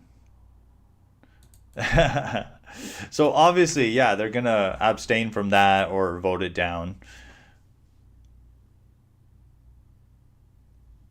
ZioGPT added it again. Yeah. Probably not the best source, but it's like a quick look at it. So they abstained because they do want peace and stabilization for the area, but they don't want necessarily the U.S. plan because the U.S. plan just kind of sucks. I could see that. Donald Trump wants to build like hotels in Palestine, which is just crazy. Where is it? Let's keep listening. But because they stand to benefit from the canal's existence. Russia wants Black Sea energy moving south without NATO choke points. China wants a corridor that is not U.S. controlled, not European regulated. So the silence isn't accidental, it's transactional. Now, I want to say this a bit more personally because in the formal lecture space, I have to watch tone, right? But here, you all know me, you've been listening for months, so let me put it plainly. If I'd stayed in the West Yale faculty track, PhD pipeline, I would never have arrived at these conclusions. I would have been trained away from them, politely, elegantly, ideologically. The West doesn't produce scholars anymore. It produces managers of narrative. Coming to China broke that spell. It gave me distance. And you need distance to see empire. When you live inside it, you inhale its mythologies like oxygen. You don't even know you're doing it. And yes, I repeat this point often because it matters. Yale is the most refined psychological conditioning I've ever seen. Not malicious, not conspiratorial, just incredibly efficient civilizational programming. Now, let me shift, because I know many of you always ask, does China understand Zionism? Does it understand what Israel is beyond the state? The short answer is, not really, not yet. Chinese geopolitical thinking is pragmatic, commercial, secular. It thinks in ports and steel, tonnage, and energy routing. It doesn't think in covenant, prophecy, eschatology, Judaism, Christianity, Zionism. These are teleological systems, not administrative ones. So when Chinese analysts say, oh, Mossad funds militias, yes, okay, maybe, but that's surface. The deeper mechanics are metaphysical. Identity. Like, all that stuff he just said for like the last couple of minutes, like, what is that? You know, it's so much fluff. Yeah, I don't know. Like, ooh, China doesn't care about religion. It's like, obviously it's a secular state, and then he just goes on about it. But let's see if he's getting to a good point. Identity level, end of days logic. That's why Israel will never accept Palestinians as equal humans in the state. Because for them, and I'm speaking historically, not emotionally, Palestinians are not a population. They are an obstacle to prophecy. You cannot compromise prophecy. You fulfill it. Now, people sometimes message me like, you're too harsh, Jan. And I get that. I do. Yeah, but this is like completely ridiculous, because it's not like China doesn't believe in prophecy, right? Because they're secular. They don't have any kind of faith like that. No religion or anything like that. So like, what he's kind of saying that like, oh, it's because it's a prophecy, it's meant to be fulfilled. It's like, yeah, but there are many prophecies that don't get fulfilled. It's just weird that he's talking about this so much. So let me say it slowly. I am against Zionism as a political theology, but I understand it. And understanding is the prerequisite to critique. China does not yet understand it, but it is starting to study it. Nanjing just opened. Like, come on, really? You don't think like, what, China? You don't think people in China, it's 1.4 billion people, nobody understands what Zionism is? A center on Zionism and Judaism precisely because they realize they're operating geopolitically blind in that area. Now, let me just relax a second because I'm sounding formal again. Hold on. Okay. So, personally, and I don't say this often on the mic, a lot of my clarity came from trauma, not books. I grew up poor, racialized, bullied. My father absorbed humiliation and then reflected it. That pain shaped me, and it made me chase elite acceptance. Yale was, in many ways, a trauma-driven aspiration disguised as meritocratic destiny. And then life didn't go the way the brochure promised. Journalism didn't liberate truth. Academia didn't liberate thought. Western democracy didn't liberate the demos. Damn, this guy's got some sexy words, man. His words are the sexiest. Donald Trump would love to have this kind of wordage at his disposal. Everything was market capture, narrative capture, capital capture, and that's when I stepped back and said, okay, I have to rebuild from zero. That's how these geopolitical conclusions formed, not from ideology, but from rupture. Now, back to Gaza, because that thread always returns, whether we want it to or not. What you are seeing is not a war, it is a land clearing before construction. That doesn't make it less horrifying. It makes it more, because it means there is no negotiated end coming. There is no two-state solution. There is no UN reversal. There's only the canal. Once that exists, billions will flow. Surveillance capital, AI security contracts, Indo-Pacific routing. Here, I'm going to hit the bathroom quick, but I'll keep listening. Gulf finance, Indian labor, Chinese infrastructure, Russian energy. And that is why silence sits so heavily. Not because people do not care, but because capital does not. So, yeah, that's the late night version. No slides, no citations, just how I actually think when the classroom is off and the mic is on and you all are here listening at 1 a.m. I'll end with this. Not poetic, just truthful. You can't stop what you don't understand. And right now, the world doesn't understand Zionism, not as theology, not as logistics, not as capital, not as empire. Until it does, the canal will dig, the land will empty, and the silence will hold. All right, that's enough for tonight. If you're still here, thanks for listening.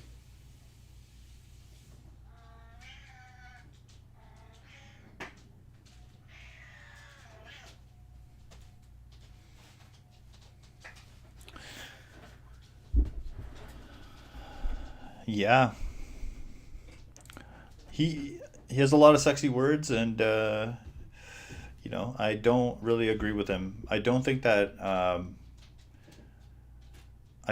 China would be okay with what Israel's doing, and I think his idea of, oh yeah, well, China's letting it happen. It's like, well, China can't do much to stop what Israel's doing because US is backing it as well, and China doesn't want a war. China is completely anti-war. So, yeah, I don't know. His assertion is really weird. Like, China will, if there is a way, yeah, super quick. But China will, if there is a way, actually take advantage of the situation. So let's say Israel does what he says it will do and creates that canal and, you know, says, hey, China, do you want to use this canal? China will make a deal to use it, you know. But I think his assertion is basically like, oh, yeah, why aren't they stopping it? Why aren't they stopping Israel? Because, first of all, it's not their place to stop it. They don't want another war. They're not like the U.S. where they're just going to get into these wars. So, yeah, I sort of agree with him. I half agree with him. I half disagree with him. But he's a lot better than, honestly, a lot of other pundits. I like how he brings new things. It's just that, like, why doesn't he see that China can't really enter the war? Like, it's just weird how that kind of escaped him. It might be this one that you're talking about, a Chinese perspective on Zionism, imperialism, and racism. The reality is that if you look at the behavior of the Chinese elite, Holy shit, it's an hour long. Israel and China get along really, really well. And yeah, I don't know if I'm down for like an hour long China talk. Was it this one with the whole podcast?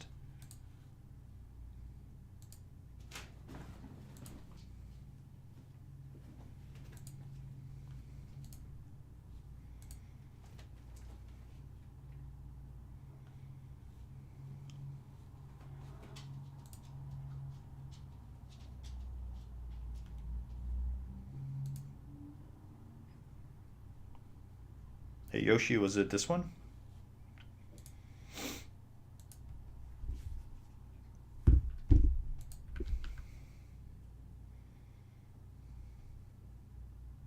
It's this one. Okay. All right. Well, let's dig into it, sure. And a lot of it is just the fact that transnational capital has brought the Chinese elite and the Israeli elite together. You go back to the Hezbollah Patriot attacks, right? How are they able to pull that off? And the answer is very simple, because the Israelis. Okay. It might be on these guys' channel, Bet Beat Media. It might be on their shorts page. If the images. I don't know if they have a shorts section. Posts.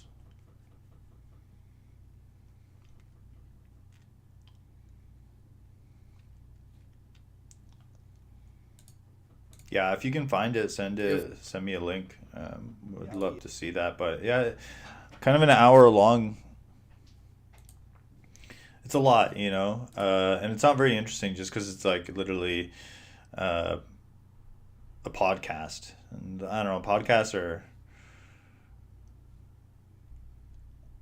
a little bit boring to watch. Any other good videos you recommend? Let's see what's on the homepage. All right, so yeah, U.S. is thinking of invading Venezuela, which is so ridiculous. Like, the U.S. just fucking loves being in wars, man. It's like they're not actively in a war, and they're like, God damn it, I'm itching to to fight somebody. It's so ridiculous. So yeah, Trump wants a ground war, a ground invasion in Venezuela, and I've seen what's happening in the Caribbean right now described as and supposedly it's going to be a disaster. So let's see what they say in here. CBC, so that's Canadian news. seismic reordering of U.S. defense priorities. As in, it looks like the U.S. is preparing for war against Venezuela. The U.S. has already put more than a dozen warships and 15,000 troops in the region. The U.S. military has been spooling up for months now. In the Caribbean right now, American destroyers, guided missile cruisers, fighter jets, and at least one nuclear-powered attack submarine. The world's largest aircraft carrier, the USS Gerald Ford, is within striking distance of Venezuela. That's an estimated 16,000 soldiers and sailors ready for combat that has already begun. President Trump has... See, like, the U.S. just loves fighting countries that are, like, really broke and really undeveloped and have no chance of defending. And then they still lose. Like, bad. Like, after, like, you can't occupy another country. They're just going to keep fighting you with guerrilla tactics.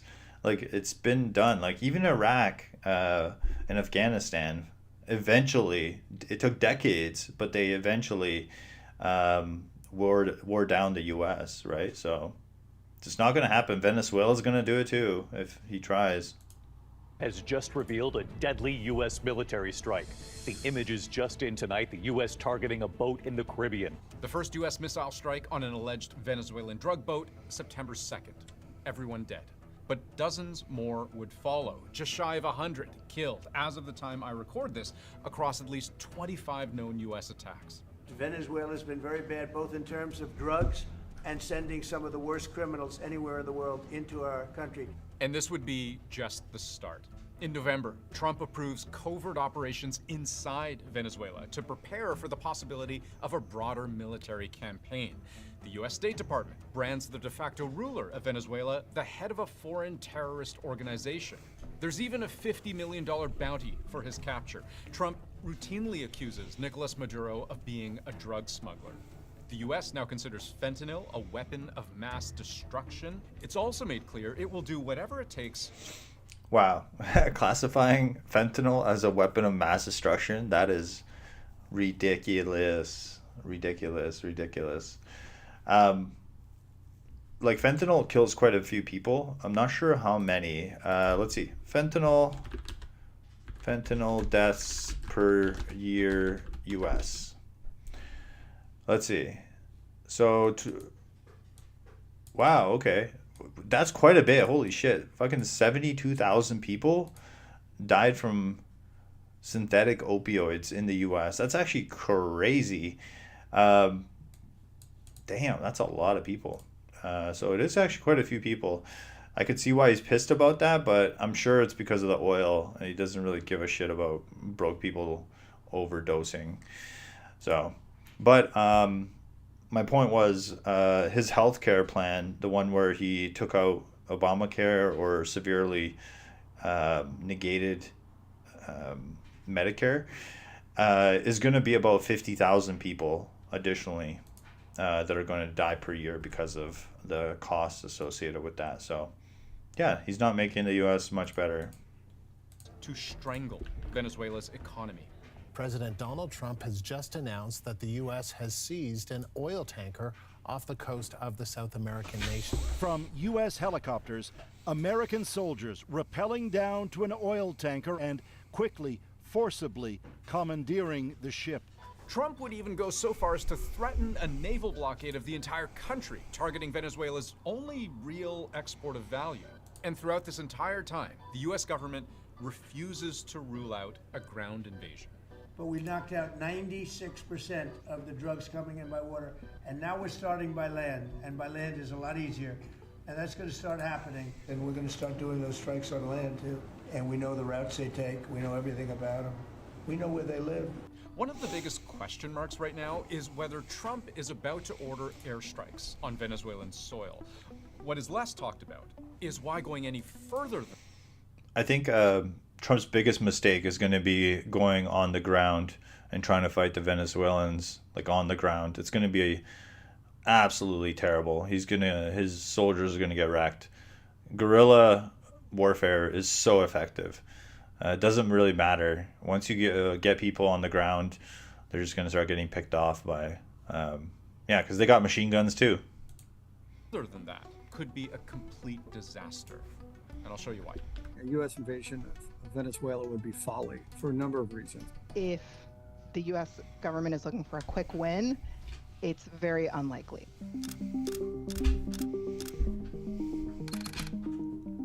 You've heard that expression, so close yet so far. That describes Venezuela pretty well. It's just over 2,000 kilometers from the southernmost tip of Florida to Venezuela's capital. From air bases in Key West or south of Miami, that's a non-trivial distance. And it's even farther from the home of U.S. Southern Command, a major tanker hub. If you're flying a tactical jet, like an F-35 for combat, it's too far without refueling at a forward base. So where are the forward bases? Well, there aren't many options for the U.S. in this part of the world. Puerto Rico would become an important staging ground, and according to the Congressional Research Service, 2 of the largest U.S. bases in this region are in Cuba and Honduras. Between them, about 1,000 active duty service members. That's worth pointing out because it starts to speak to the kinds of numbers you actually need for a serious boots-on-the-ground military mission. Citizens of Grenada, military forces from neighboring Caribbean nations and the United States have arrived in Grenada to protect lives and restore order. In the early 80s, it took more than 7,000 U.S. soldiers and Marines to invade Grenada. It was codenamed Operation Urgent Fury, meant to counteract a hardline Marxist coup. This was approaching the final chapters of the Cold War. 6 years later, Operation Just Cause. It's crazy that Trump is considering going in there boots on the ground when they literally just got out of Afghanistan and Iraq. They're like, all right, we just got out of Afghanistan and Iraq, spent like trillions of dollars, and then bam, they're right back into Venezuela and they're going to get wrecked again. It's like, oh my God. It would be funny if it wasn't like, so terrible. A U.S. invasion of Panama to depose the dictatorship of General Manuel Noriega. That required a fighting force of somewhere around 27,000 Americans. But here's where geography matters. The entire island of Grenada is less than 1/3 of the size of New York City. Panama, dramatically bigger. No surprise, it required a much larger army to capture. But Venezuela is many times bigger than that. And as another point of comparison, Venezuela is about twice the size of Iraq, which saw the deployment of about 160,000 U.S. troops in the initial U.S.-led invasion to oust Saddam Hussein. That kind of effort, in today's terms, could theoretically be supported by well over a dozen military bases in the Middle East, which again underlines a very different operational reality than what the U.S. would be in if it decides to carry out its first ever invasion of a South American country. Even with the armada of warships the U.S. has marshaled to the region. Like, Cuba's right there, and Cuba is not going to be cool with all this shit happening. Obviously, they can't do much about it, but it's not like Cuba's going to be like, oh yeah, here, build an airbase, a military airbase here, so you can attack Venezuela. Like, they're not going to be cool with that. The amount of troops we have massed there is only about 16,000. That's smaller even than the force that invaded Panama. And Panama is a fraction of the size of Venezuela. Venezuelans have about 90,000 ground forces, if you include all of their different components. To conduct a ground campaign, the United States would need at least 30,000 on the ground, maybe 50,000 in theater when you include the air and naval assets, and that would be an absolute minimum. The Joint Staff would want something more like 150, 200,000. Oh yeah, I bet you the flights are going to be cheap. To get the overwhelming force that they like in these kinds of campaigns. Then there's the question. You just have to be okay with like rockets and stuff, like flying around. Of what you do once you actually reach Venezuela. Well, first consideration is getting ashore and establishing a beachhead. The Marine Corps, of course, is trained to do that. They have the firepower to do that. The Army, with its air mobile and airborne forces, that is, forces that come in by helicopter and by parachute, could reinforce the Marines, perhaps taking some objectives further inland, and then expanding that to occupy at least the northern part of the country, particularly Caracas. Caracas would be a key target in any ground campaign, but this part of the country is neither flat nor open. The capital is just behind the Venezuelan coastal range, an extension of the Andes. Nestled into that mountain valley are millions of people living in densely packed, highly urbanized. I freaking hate war, you know.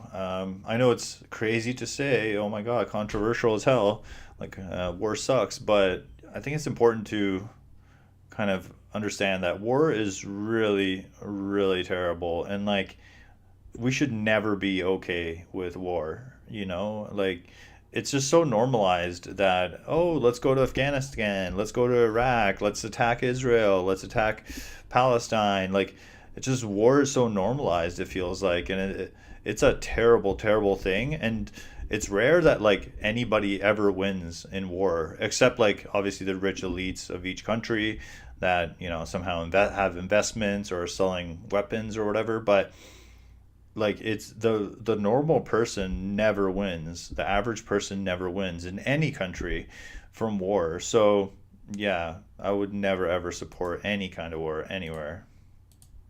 City centers. If the Venezuelans really resisted, taking Caracas, a built-up city, would be a nightmare. And it's not hard to imagine why. Narrow streets, high-density neighborhoods. Tanks don't exactly have full freedom of movement here. It's building-to-building combat, small arms, IEDs, and ambushes where snipers with local knowledge could make things very dangerous for U.S. forces. If the Venezuelan military is going to fight, they probably don't want to land too close to Caracas. They might want to go further west, take one of the other cities out there with the port and an airfield, and then move east towards Caracas, again pushing the Maduro regime to give up, to go into exile. Which raises an important question deeply embedded in any U.S. decision to invade. How likely would the Venezuelan government be to simply give up?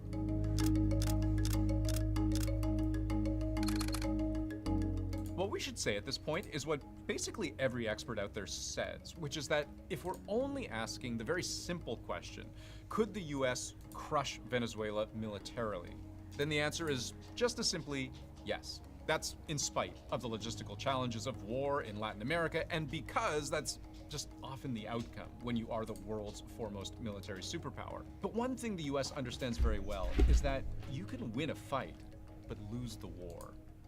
Respect, respect, respect, stupid. The U.S. has been losing wars for decades. They haven't won a war in so damn long. And even World War II, that was the Russians that won it. I guess Japan is the one that they won. But like Vietnam and stuff like that, Korea, just absolute shit shows. You don't want to ever like go in there and try to occupy a country, because they'll just like shoot you from all the different places, and like you'll never be able to, like even Iraq and Afghanistan, you would think they would win that, but decades in they just started getting chipped off and pulled apart, and they lost trillions of dollars. It's not really a win, not a win for anybody. Los estúpidos del norte que se la pasan opinando y escribiendo en los medios estúpidos del norte. No pueden entendernos, muchachos. Maduro has been in power for more than a decade, and while the military support of him has been remarkably sticky over that time, there's an even broader doctrine baked into what we can think of as Venezuela's political culture of resistance. Guerra de todo el pueblo, or war of all the people.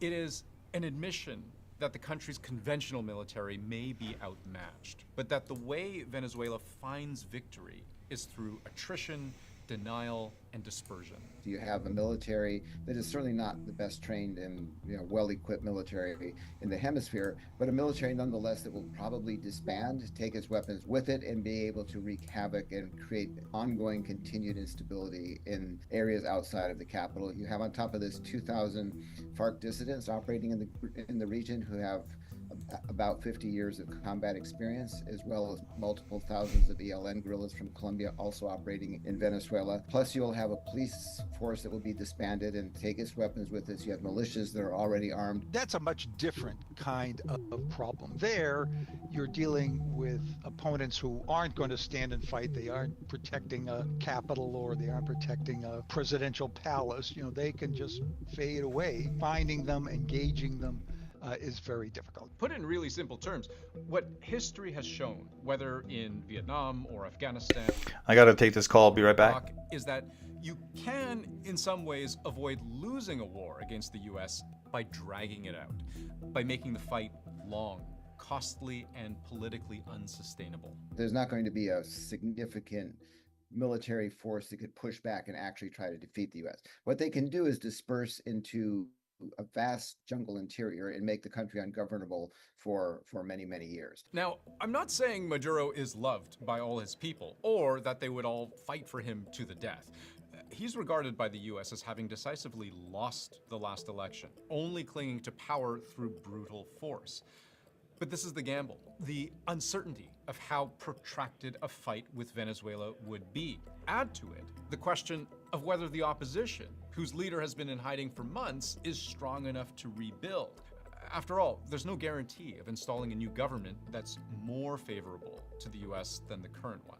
You can't bring in a leader even as popular as Maria Corina and expect that legitimacy to transfer quickly to a population whose needs are not being met and who is suddenly going to be viewed, and rightly so, as being propped up by a foreign military power. And this is especially tricky when weighed against the near certainty of how unpopular a forever war would be for Donald Trump domestically. We're all in favor of stopping the flow of narcotics, cocaine and fentanyl, but there are ways to do it without killing in this kind of combatant situation. If the president believes military action against Venezuela is justified and needed, he should make the case and Congress should vote before American lives and treasure are spent on regime change in South America.